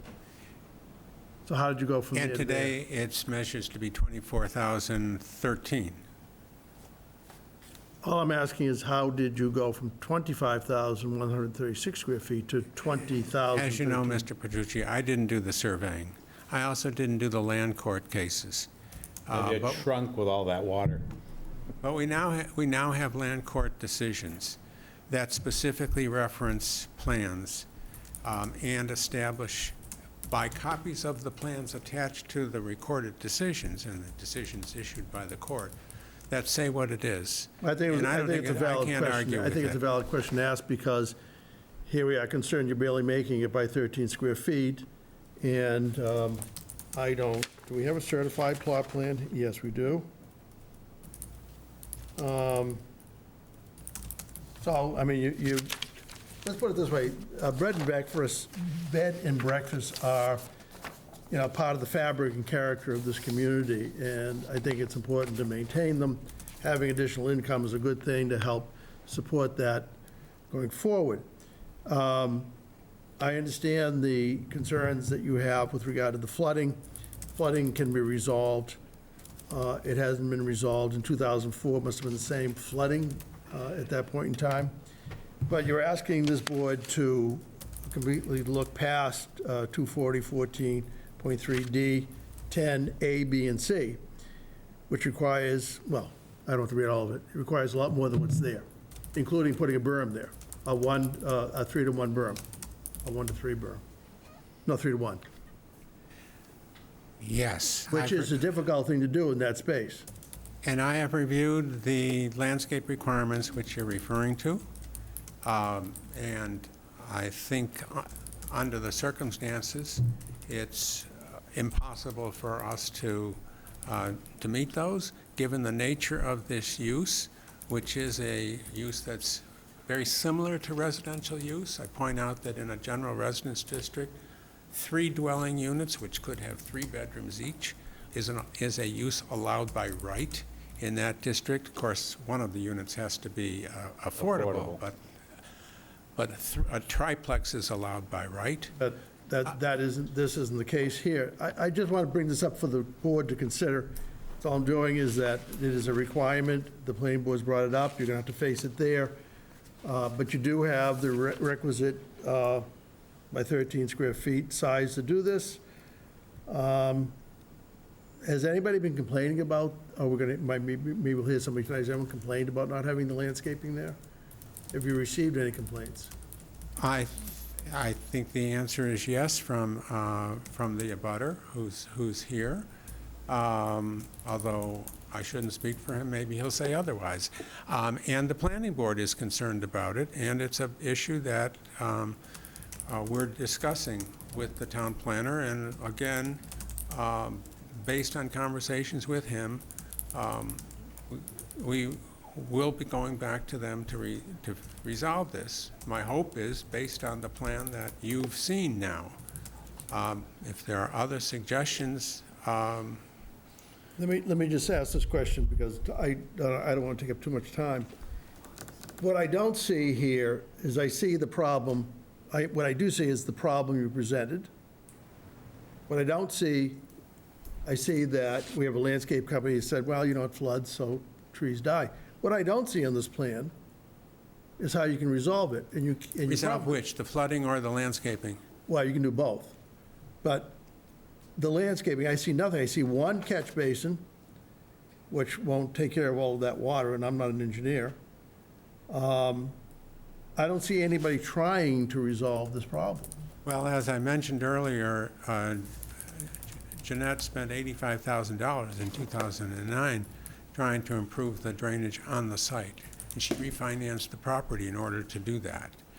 I think if there was I don't know if there is any engineering fix that can take care of the volume of water that's involved. I haven't given it to you, but I would be happy to give it to you. We have an engineering report from JC Engineering that discusses the solutions, and none of them have to do with more drainage on site. It has to do with what has to happen off the site to solve this problem.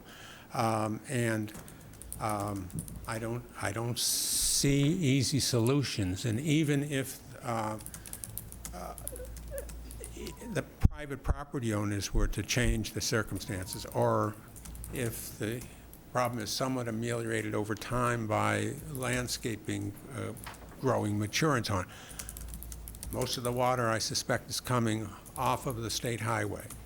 Well, I'm only bringing this up because the board has to consider it. It is a standard that is required, and there has to be a really great reason in which for the board to not consider it. Well, let me suggest that the video I showed you, the 7-second video, and those photos would indicate a very extraordinary problem. And it is a problem that is not of the applicant's making. Madam Chair, I think this is important. As this board goes forward, we have to apply the same standards over and over again, where discretion is not allowed. So if this board said, don't worry about this part of the bylaw, we understand it's flooding, we understand that we don't see a plan that's going to fix this, and then the next one comes in, and they say, well, you let this person do it, how does the board handle that?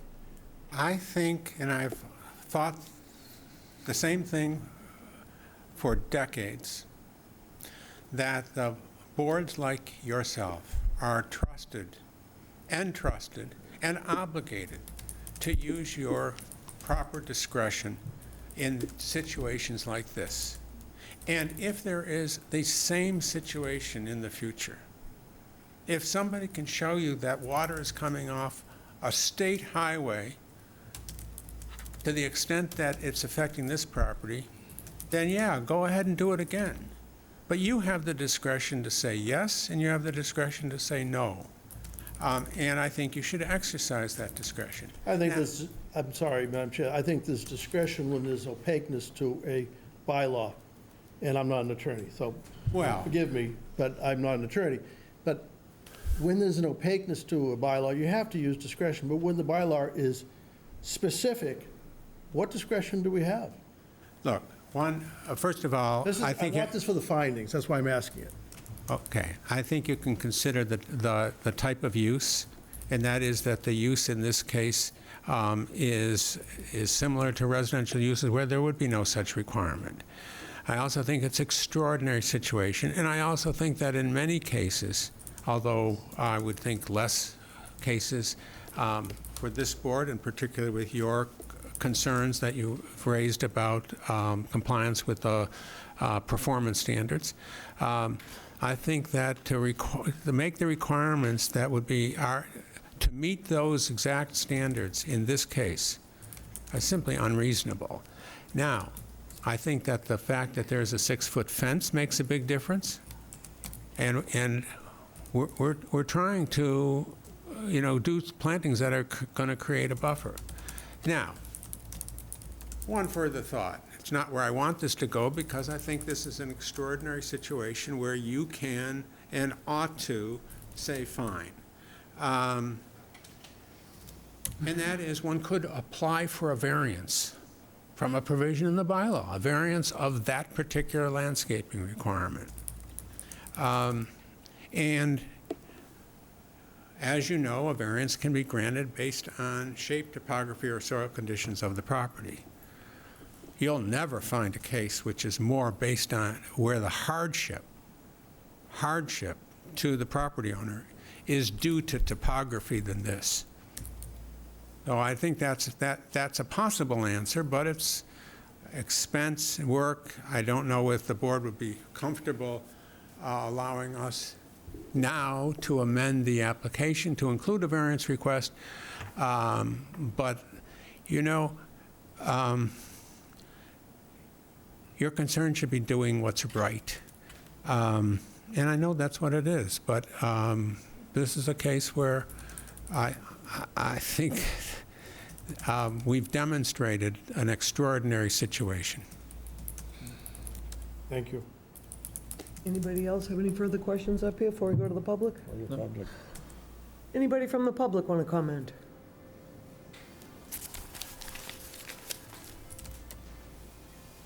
You all set? Come on up.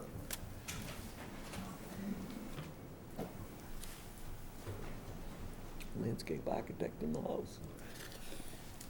Richard Johnson, 1 Ambets Avenue, and a registered landscape architect. You are. I would suggest that the typical landscape plants that you can find at a garden center will die in this situation, but there are many species of floodplain plants and wetland plants that will tolerate periods of flooding like this that last a few days. So looking to those sort of wetland plants, and the Conservation Commission probably has a list of suitable wetland plants, might be a way to explore an alternative. Do you think my idea of a landscape architect is out of line? I don't think it is. I think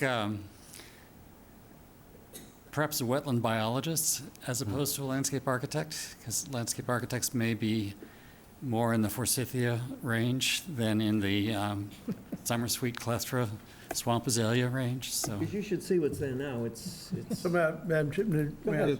Richard. In that case, what we've just learned is that the board's discretion is not to waive the requirement, but to provide discretion the types of landscape plants used, because this bylaw has very specifics about evergreens, which I don't think are going to live, according to what I've just heard. So I guess our discretion would have to be the type of plant that would survive there. We would not want him planting. That's why I thought a landscape Yeah, okay, architect. all right. So a person that would know how to deal with flooding Richard, makes sense. a friend of mine's a landscaper, and he told me hydrangeas do great with lots of water. Is there any truth to that? I think they like a lot of water, but not standing water. Not flooding, no. So the periodic standing water, I would look for I'm not a stream-side plant plants. expert, although I did win an award from the garden club once.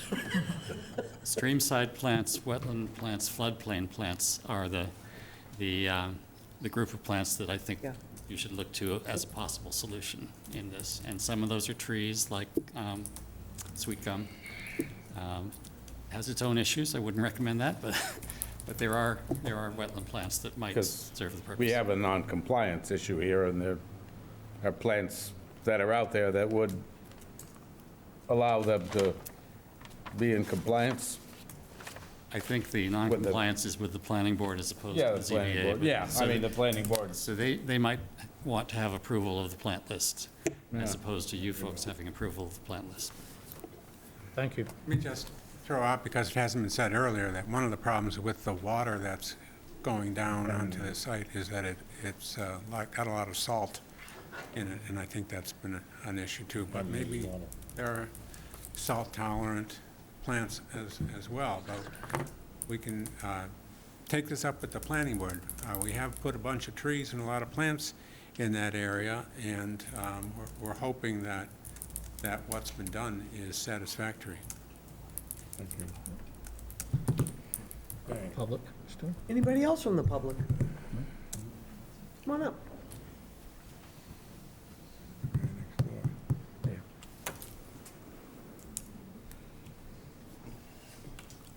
My name is Jonathan Stronach. I live at 600 Palmer Ave. I actually wasn't planning to speak tonight, so I don't have anything really groundbreaking, so I'll just be brief. I spoke at a similar hearing in 2023, very similar to what's being requested. At that hearing, I rewatched it. It's on FCTV around the 2-hour, 10-minute mark. Yes, there were issues with the lot size, but this same board, I believe Mr. Morse, recommended that before we come back to this proposal that the performance standards be addressed. A few minutes later, Mr. Duffy, I believe, said if there are issues with the zoning compliance, those should be taken up with the building commissioner so we can make a determination. We can come back with known facts.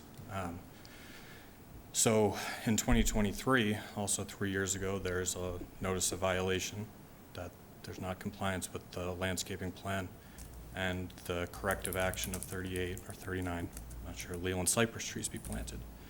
And as far as my knowledge about where the situation goes, it pretty much ends there. So my frustration is 3 years later, this is where we are. For both myself and the applicant, no personal animosity. I wish them the best in their desires to expand. I just think for both parties it would be best if there was a clear resolution to this matter. It's been a long time. It's been frustrating. Too long. Thank you. Thank you. Thank you. What are you guys all thinking? I'm thinking we're rewarding non-compliance or being asked to. I know. We can refer it back to the, I want a landscape architect. I think, well, Definitely. the planning board decides what they want, not us. Because we're not going to judge the landscaping, the planning board is. They abused the planning board's But the order. planning board can smack them on the head if they want to. I don't know about that. We have a public human. Yes, I am a public human. It might make their meetings more popular. Hi, I'm Fiona. Marques, I'm Jeanette's daughter, and I grew up on 594 Palmer Ave, and I do have to say that the flooding was not as big of an issue as it is now, and it is drastically due to the trees that were all cut down with the abuttering property. Additionally, I do have to make a note as direct visitor spending on Cape Cod totals about $2.6 billion a year, including peak season from April to September. It makes around 47% of all business spending comes from our visitors in Cape Cod, for Cape Cod. And I want to also note that we bring in visitors, and once again, this addition that we're requesting would bring in more visitors. And so I see it as a non-issue when we're thinking about adding an addition to the property, because it's just bringing more to our economy within Cape Cod and especially within Falmouth. And considering that the bed and breakfasts are closing down, and we even lost Coonamessett Inn's Eli's Tavern, which I loved their burger night, I really think that it's important to consider like improving and continuing to support local businesses. I know that Tony noted that B&Bs are part of Cape Cod and part of Falmouth's like loving atmosphere that we have here, and we just don't want to lose it. And as far as the 3 years that it's taken to put in plants, everything has drastically gone up. And additionally, when you're considering the price and the amount of money that has been spent on repairs for the property due to the flooding, we need something to balance it out, which would be the 6th edition. So thank you. Thank you. Thank you. Anybody else from the public? Going on late, so I will try to keep this You brief. go, you got it. Okay. You can do this. My name is Tammy Smith. I live at 29 Twin Oaks Drive in East Falmouth. I own a local sewing company that's based mostly online. Been in Falmouth for over 20 years. Because Jeanette has some needs at a bed and breakfast that I am very proud of. I've seen her online. I help her out as an innkeeper when she's able to go away with her family, and she has lovely visitors who spend a lot of money. So I also second what Fiona says. I think that I would like to see her be able to get that 6th unit. I mentioned how I'm able to help her as a flexible local business owner, because she can't afford 40 hours a week. We all know that headcount can really raise your expenses. And so I'm willing to come in for 2 hours a day and help her get everything pulled together. I'm able to come in. I don't require 40 hours a week, but it would be so lovely if the 6th unit could give her a little funding to have regular housekeepers, to have, she's reached out to landscaping companies. It's so unfortunate, all of those great trees that he had to take out because of the septic. I think if he lived on this side and the flooding was a problem, there would be more trees going in.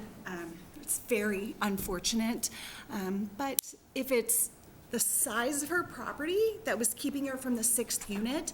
And I don't like the word expand because she's not adding anything new. That 10-year-old building is already there. She has the parking spaces and the septic is okay. I would love to see the trees go in to help everybody on flooding. I don't think it's as much of a visible space. You can't buy a piece of property there with all the duplexes. That hand therapy place is not residential. You're all the traffic to the hospital, and this is a restaurant. Like, you can't say, I live on I live on a little corner, and it's so peaceful, and I knew that when I bought it, but I can't imagine being that guy and saying, I bought there, but now I'm mad that a 6-foot fence is blocking my view, or I need more trees, even though the difficulty of the trees and the plantings. Do you see what I'm saying? So I think that the nature of a 6th unit, which is in question, is a good thing for Jeanette. I think it's a good thing for Falmouth, and I think it's a good thing for the neighborhood, because it gives more money. Plant those trees. Thank you. Thank you. Thank you for listening.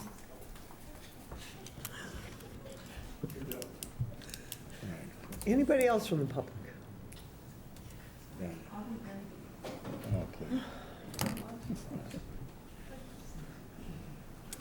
Hi everyone, I'm Clarissa Kimball. I'm also a Falmouth resident, live over on Metoxit Road, and I grew up here. I grew up in Woods Hole, so I also really love what the town is, and these local B&Bs that are quaint. The inn owner actually lives in it and takes care of the community. That's huge. We have to support that. We really do. When there's 100-unit properties going up for sale consistently, and there's more and more other things happening, I think that we need to support a little thing like this. From everything that I've seen sitting here, I totally back what both of them said, but I really see that you almost have 2 separate issues. And so you have the issue of this 6th unit, which we've already discussed is an existing unit. It's not expanding the property, you're not adding any building or anything like that.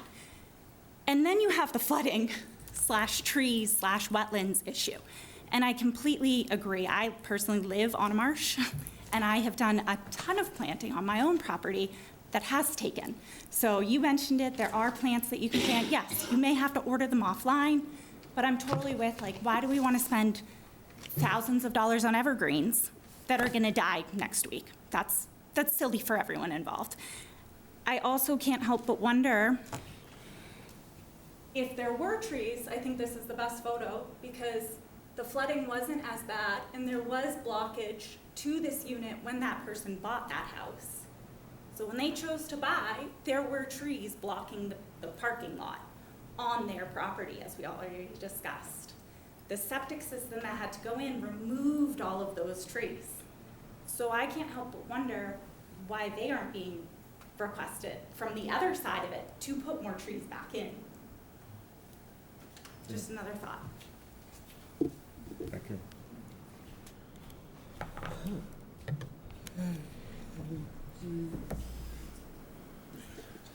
I'm sure the board is feeling about ready to close the hearing.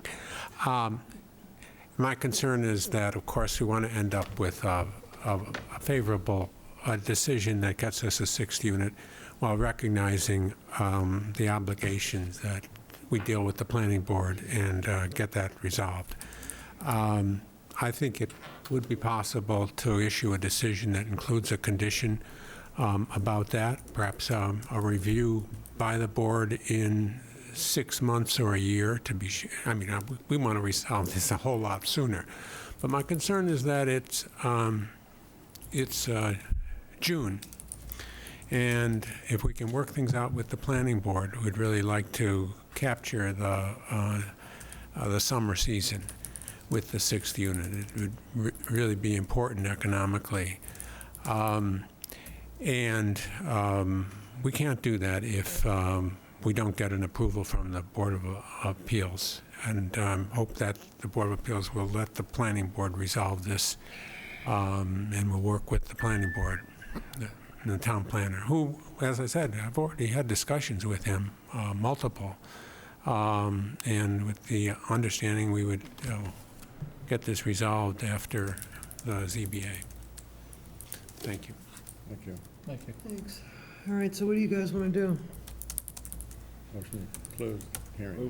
Motion to close the hearing. Motion to Do close? we want to have a discussion about where we are before we close?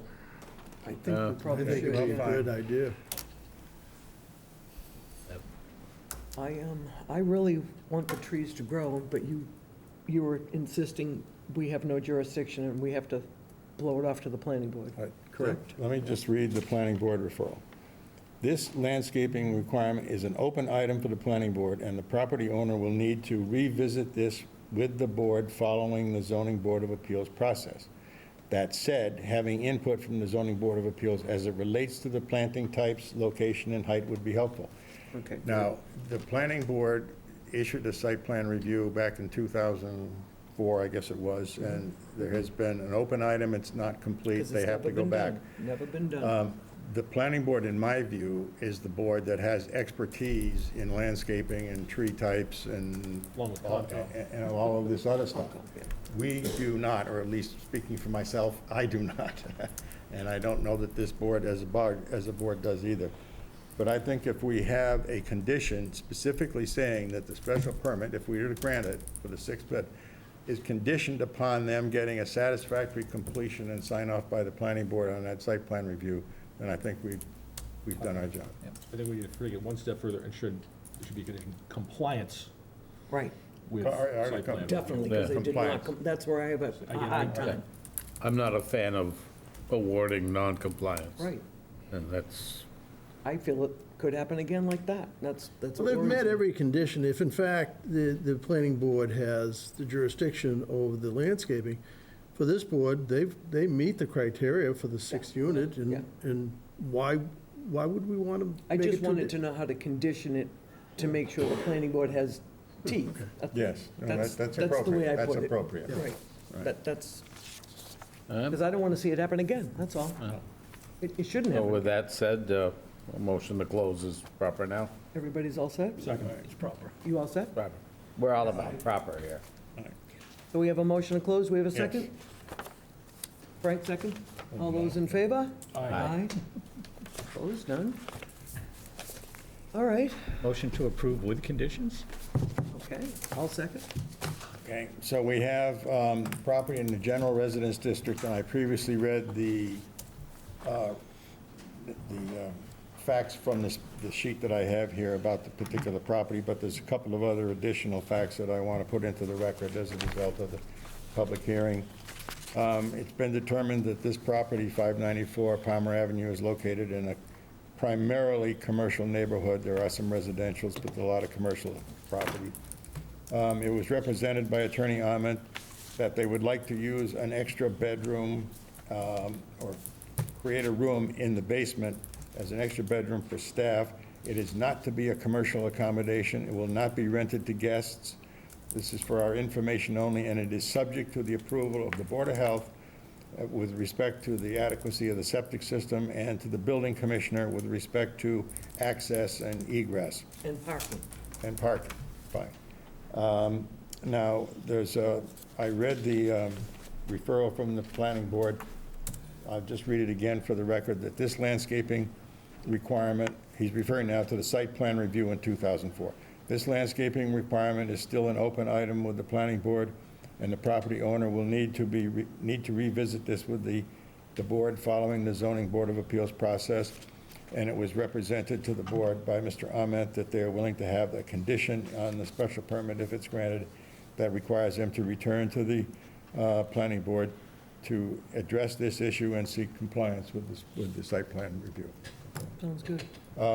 There was an issue raised about the owner not keeping the trash containers out of public view. They should be removed from the street and put in the back of the property. We have I have 5 public comments. 2 were both favorable, both pro and con, with some criticism, but not in direct opposition to the project. And we had 3 members of the public who were in favor of the project.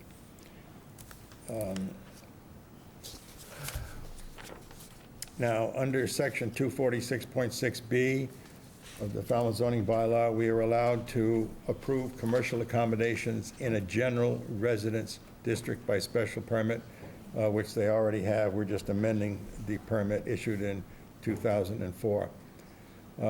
As far as the size of the lot, under section 240.11.2B3, a lot for commercial accommodations, if there are 6 to 15 units in the general residence district, you need 20,000 square feet for the first 5 units, plus 20% for each additional unit. That means there's 20,000 square feet is the minimum of the district. 20% of that is 4,000. They have 24,000 square feet is required. The lot, according to the plan, which is stamped by a registered engineer, a professional land surveyor, excuse me, and a professional engineer, that the lot contains 24,013 square feet, so it is sufficient for the 6th unit. There was a question about whether or not a special permit is required. Right. We're granting a special permit for a non-conforming building other than a single-family dwelling or a two-family dwelling. This is section 240.10.2B. The requirement is whether or not the project will have an adverse effect on the neighborhood, and we make the finding that it does not. The section 240.14.1I2 of the zoning bylaw allows the zoning board of appeals to approve alternative parking surface by special permit. We note that that especially was approved in the 2004 special permit, and that condition shall be carried forward. Now, with respect to special permits generally, we make the finding that the project or the 6th commercial unit will not have an adverse effect on the neighborhood. The site is adequate for the proposed use. It is suitable for the proposed use. There's no negative impact on traffic flow and safety. There's no negative impact on neighborhood visual character, views and vistas. There's adequate sewage disposal, and for this drainage of water, well, no, that's to be determined, I guess. But there's adequate sewage disposal. The utilities, there's adequate utilities, and there's no negative impact on the supply of affordable housing. May I add something? Yep. I'd like to make a finding that we recognize that the Concom and that the Planning Board have significant more expertise in determining appropriate landscaping, and that we defer to them, but that we would suggest that they require something that would thrive in a floodplain or significantly Well, that's more water. appropriate, because they do ask if we have any comments. So It's not a condition, merely a finding. Okay. Yeah. That's it? Any other findings? The abutter 600 did testify. Yes, I got Yes. 6. So- I got 5 of them. Maybe there were 6, but I counted 5. Number 600, I meant 600 Palmer Avenue. Oh, okay. Testified with concerns, as he did 3 years ago. I got him as one of the, in the count of 5. I noted that of the abutters, two of the abutters spoke. They were both pro and con. They basically did not object to the project, but they had comments and criticism. Yeah. I think you did. I think you did it right. All right, conditions. Per plan. Your trash issue. The trash issue.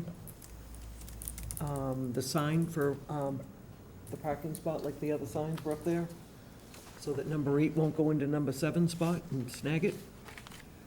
I want to word it pretty meaty to the planning board. I think it should be listed as a condition. Yeah. Comply with the planning board's site Complete plan review compliance. Yeah. pertaining to All right. buffer vegetation. That this special permit is conditioned upon going to the planning board, addressing the issue, and then complying with the planning board decision. And you don't think we need to mention landscape architect or wetland They can specialist ask, or anything? I think Okay. they're capable of doing that. Hopefully, They already weren't, hopefully the though. finding is Well, enough Okay. for them to where we're feeling. Yeah. Any other conditions? No other buildings, right? On site? Well, I don't think. All other portions of the special permit are still in effect. Yes, right. Yeah, okay, yeah. I can't think of any other conditions. Anybody else? Think of any other conditions? You think of any? No, I think that's it. Okay. All set to vote? Yes. All those in favor? Aye. Aye, opposed? Thank you, Council. All right, moving on. We have 59, how am I going to say that word, Frank? I'll say it wrong. Pate. Mr. Duffy.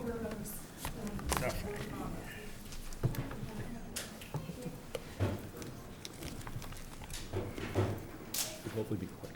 Yes. Definitely. I don't even have a question. So we have before us now application 28 of the year 2026. Michael A. and Christy A. Duffy have applied to the Falmouth Zoning Board of Appeals for a special permit pursuant to section 24011.5B and 246.1B of the Falmouth zoning bylaw to construct an addition to the existing detached garage. The property is located at 15 Patee Road, and it's represented to be in Hatchville. The property is AGA. It's in a water resource protection district, and it's also in the Great Pond Coastal Pond Overlay District. There's a letter dated March 13, 2026, from the building commissioner designated Patee Road as the primary front yard, which means that the frontage on Davidon Drive is secondary. We found no flood zone that's applicable. No previous decisions of the Board of Appeals were found. The lot is 87,911 square feet in a AGA district. 45,000 square feet is the required minimum. The street frontage, which is now on Patee Road, is 167 feet, 167.53 feet, or 167 and a half feet. 100 feet is required. We've noted that this is a private right-of-way. We are in a nitrogen-sensitive area. Lot coverage by structure is 6.43%. It will be increased to 8.86%. 20% is the limit. Lot coverage by structure, parking, and paving is 9.48%. It will be increased to 11.92%. 40% is the limit. There are no noted nonconformities.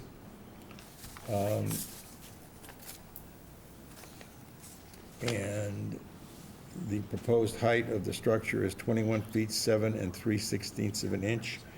We have no comments from engineering, Board of Health or Conservation, Planning Board or Fire. The Water Department, however, says that you have to get a permit for water service if water is needed, and I couldn't determine from the application whether there's going to be water in there or not, so that they'll tell us. That's it. Take it away, Tom. Take it away. Thank you. For the record, my name is Tom Bunker. I'm a registered professional land surveyor. with BSS Design. Before I get started, I have a brief statement signed by 11 neighbors saying that they have no objection to it. Oh, great, what's being good. proposed. What, 2 of them? 2 pages. 2 pages, one person? 11. Oh, 11. remember that for the findings, perfect. Nice. It's actually 12 signatures, but 2 of them from the same I didn't think address. there were that many people up that way. Great. Yeah, as you can see, there's a lot of open space in that area. Yeah, thank you. So I'm representing Mike and Christy Duffy here, who live at 59 Pattee Road. You know, this area right there. They bought the property in 1975, so I just noted that they've been there for more than half a century. However old, if it makes somebody feel a little old. Don't rub it in. Oh, really? Well, I'm not far behind. Special permit, like I say there, special permit under section 246(1)B is the use table that allows garage space for more than 2 cars by special permit, so long as the lot is more than a certain minimum, which it is. We have more than 2 acres. When the garage is more than 900 square feet, or if the garage is more than 50% of the footprint size of the principal structure, which this is. It's in a 90% range of the existing principal structure. 240.115B under accessory structures dictates a maximum height of 22 feet, but allows a height of 25 feet on parcels of 2 acres or larger. And so that is, we're applying under that also. And I should note that the height of this is not, I don't know if you're reading, somebody who's reading off of one of these building sections, but the height is not 21 feet 7 3/4 inches. It's actually 24 and a half feet tall. 24 and a So half it's feet. under the 25 that's allowed. Why does the plan say 25? It says if you look at I'm looking at A4, I can bring that up. I'm looking at A3. Well, I just have a copy here, but I can, hold on a second. I will clarify. I mean, just for clarification, I mean, it's all Yeah, fine. well, here, this, like I said, I have A4. The average grade is 44 and a half, and the elevation, so the elevations are listed on several of these sheets, and I have A4 up on the top here now. So if you see down at the average grade is 44 and a half, the elevation of the height is 69.5. So that is a height of 24 and a half. How do you get 44 and a half and 25 is 69 C3 and says a half? 25 too. What? The elevation of the peak of the roof is 69 and a half. Average grade is 44 and a half. And that's 25. 20, 5. 4 and 5 is 9. It says it on every page, Tom. It's on A5, Yeah. yeah. So we just got to have it as built. Yeah, 25, it's 25, you're right. yeah. And as-built will fix it. 44 and a half to, yeah. Get out your planer. 25. Yeah, it's right up to He's like- 25. He looks at me like, that's how I look at the plan. Well, I could point out that, well, I was going to get to it. So it is, anyway, it is more than 21. The existing is just under 22, the existing structure, and this is getting taller. My math was bad, but it's 25 feet tall to the peak of the roof here.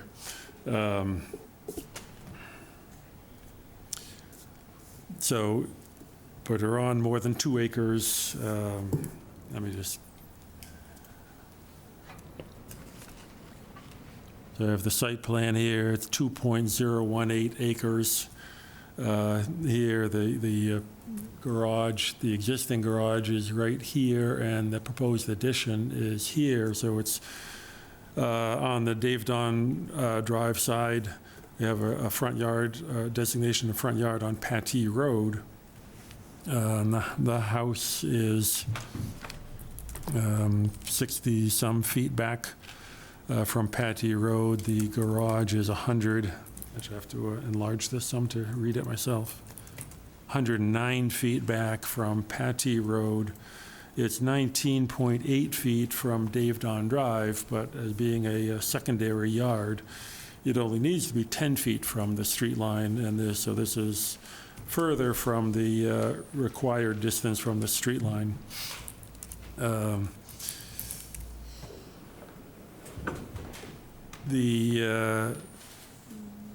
the, what I had up previously here, let me see.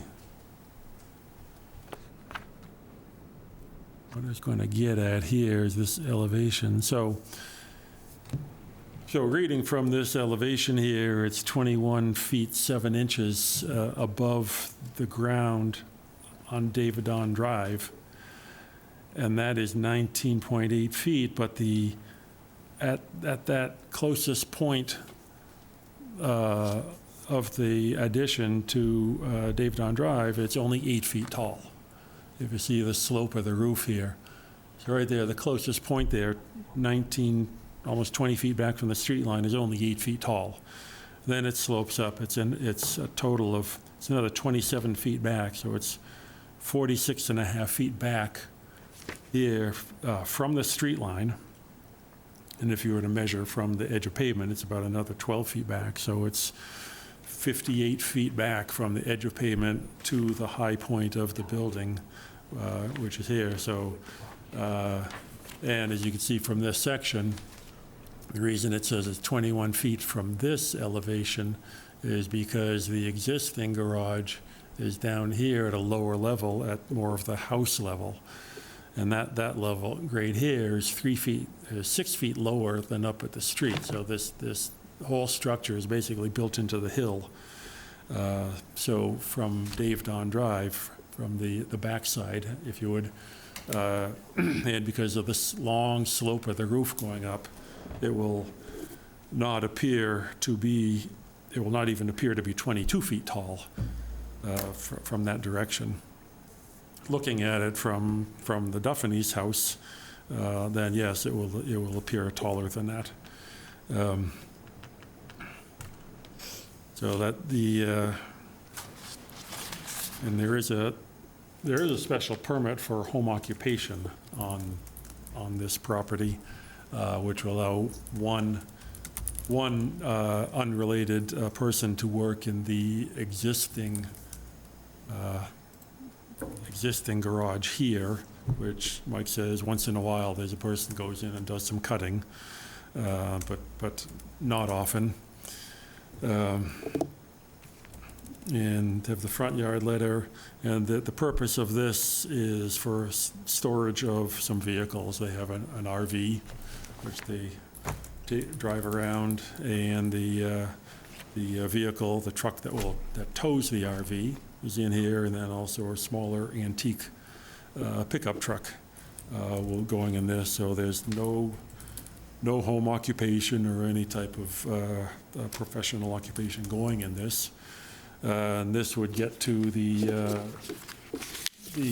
some of the findings, and I'd say that based on the criteria for a decision is adequacy of the site in terms of the size of the proposed use, and I would say that it has to be more than 2 acres to get to above 22 feet tall, so which it is. And the total site coverage, as you read, is only 8.8%. So it's less than half of the 20% that would be allowed. The suitability of the site, and I think this is a good site for this proposed use, partly because of the topography, that it will be built into the hill, and so from the opposite street where it's close to, it will not appear tall, but from the Duffy's own site, from the garage, then they'll get to see the full height of it, but not maybe a slight view of it from Patty Road. Because it's just for storage of a infrequently used vehicles. Except for during construction, there'll be no impact on the traffic flow and safety. Impact on the neighborhood, visual character. There's already a garage there. This will add to what's there. But if you see that elevation of what's visible, there's, looking that direction, there's no view except up their house. And that's not what's talked about in the views and vistas part of this. Adequacy of method of sewage disposal, there's no bedrooms, there's basically no utilities going on here except for some electricity, I suppose, for heating and lighting in there, and this will have no effect on the supply of affordable housing either. So I believe, and I know that Mike and Christie believe, that this is a good project, adequately suited for this property. So, take any questions, and they can answer any questions you might have also. Great, thank you. Mark? No, I got nothing. It's nice, nice garage. The only thing is you're pushing the height so much, we're definitely gonna have to have an as-built, but other than that, good luck to you and the Red Sox. They need a lot of help. You need it. No, it's a nice project. It's well thought out and a great use for all of the extra toys, I guess, that are outside in the yard, so. No comment. A big toy box. Nice job. So, Frank, you have anything? I have enough information, thank you. Is there water going out there? There's no plans, there's no bathroom. No, there is a well in the basement of the existing shed that we put in before we had town water. Wow. And so it's currently abandoned, but just to say that and it has 200 amp electric service. Oh, cool. Cool. Yeah, it's a great project. It's lovely up there. Yeah. Plenty of room, no questions, no concerns. So, just quick, just want to understand something. Apparently, there's no limit to how big this can get other than the side yard setback, front yard setback and coverage. When you're at 3,300 square feet, or more than that, actually, once you get this on. So I couldn't find anything that restricts this thing could get to be 10,000 square feet over time. And the current use of, there's no contractor assemblies of any kind going on in the existing barn.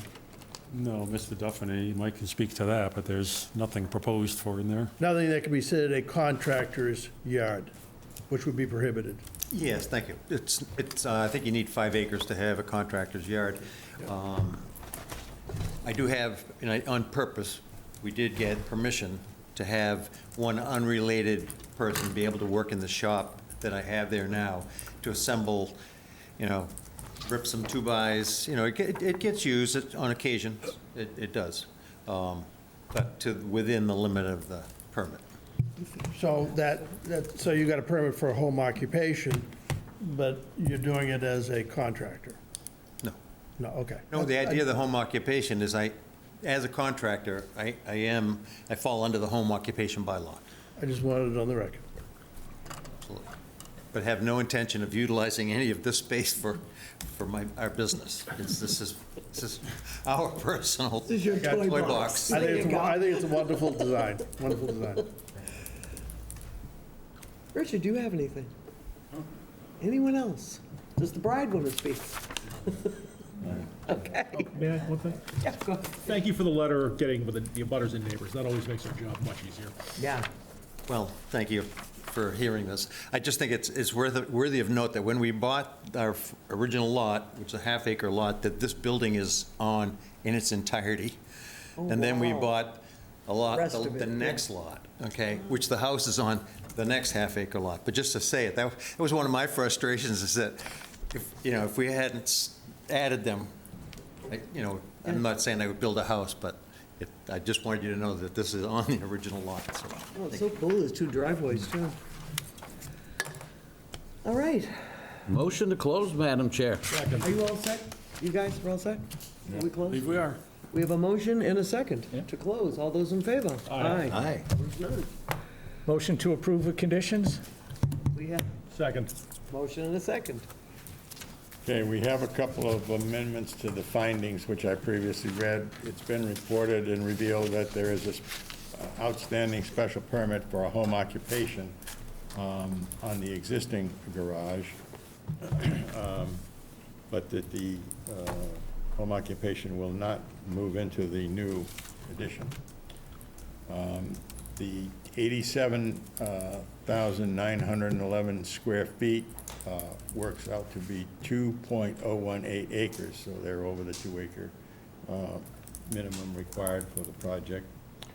The proposed height is corrected to be 24.5 feet.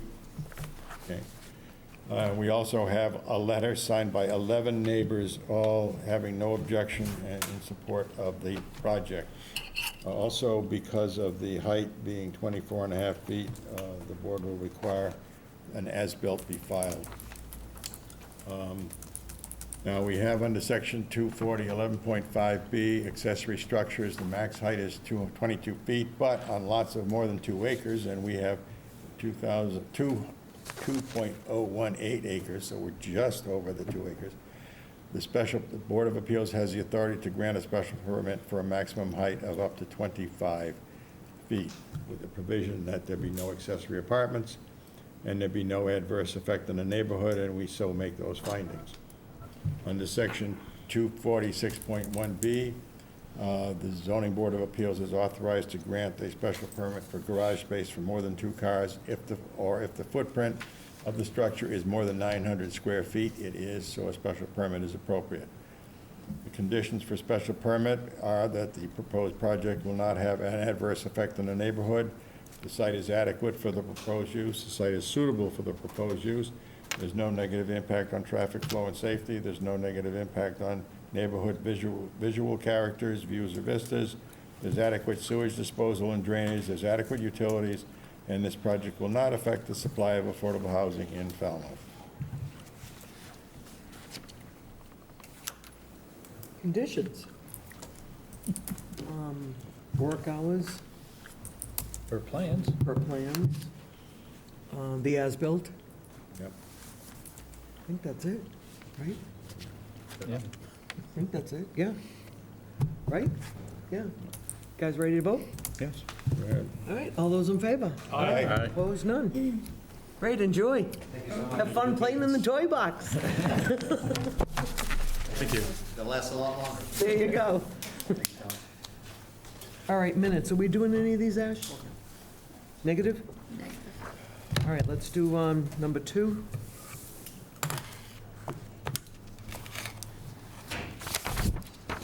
You make the motion here? Sure. A brief discussion, just for the purpose of the record. So there's a request from 48 Benjamin Nyes Lane, North Falmouth, to change the name of the comprehensive permit, number 06825, from Hospitality, the name of the road, excuse me, from Hospitality Way to Catania Woods. Catania, C-A-T-A-N-I-A. Catania Woods. We have Frank, our speech. We all have difficulty pronouncing names Therapist this evening, so.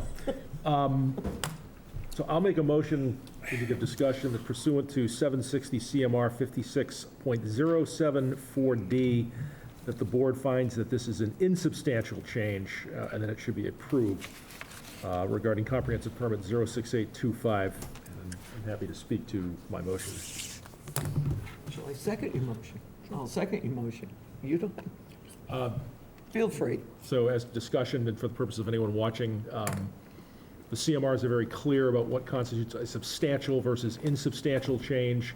For a change of a 40B to be substantial, it has to be an increase of units by over 10%, and there's a series of other things in the statute of the CMR. A change of name of the roadway certainly does not apply. There's no requested change in the number of buildings, size, architecture type, or so on, so. And the number of letters was under 10% anyway. Yes. True that. So I would suggest, my feeling is this is clearly an insubstantial change and that it should be approved. Agreed. Anybody have any questions or anything? All set? Second the motion. All those in favor? Aye. Aye, opposed, none. Board discussion? Board updates? It's going to get busy, buckle up.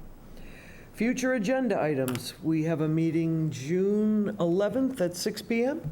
Ooh, 1 week from today. 1 week from today. And that's it. Sounds like a motion would adjourn until then, Madam Chair. It sure does. We have a motion and a second. All those in favor? Aye. Aye. Opposed, none.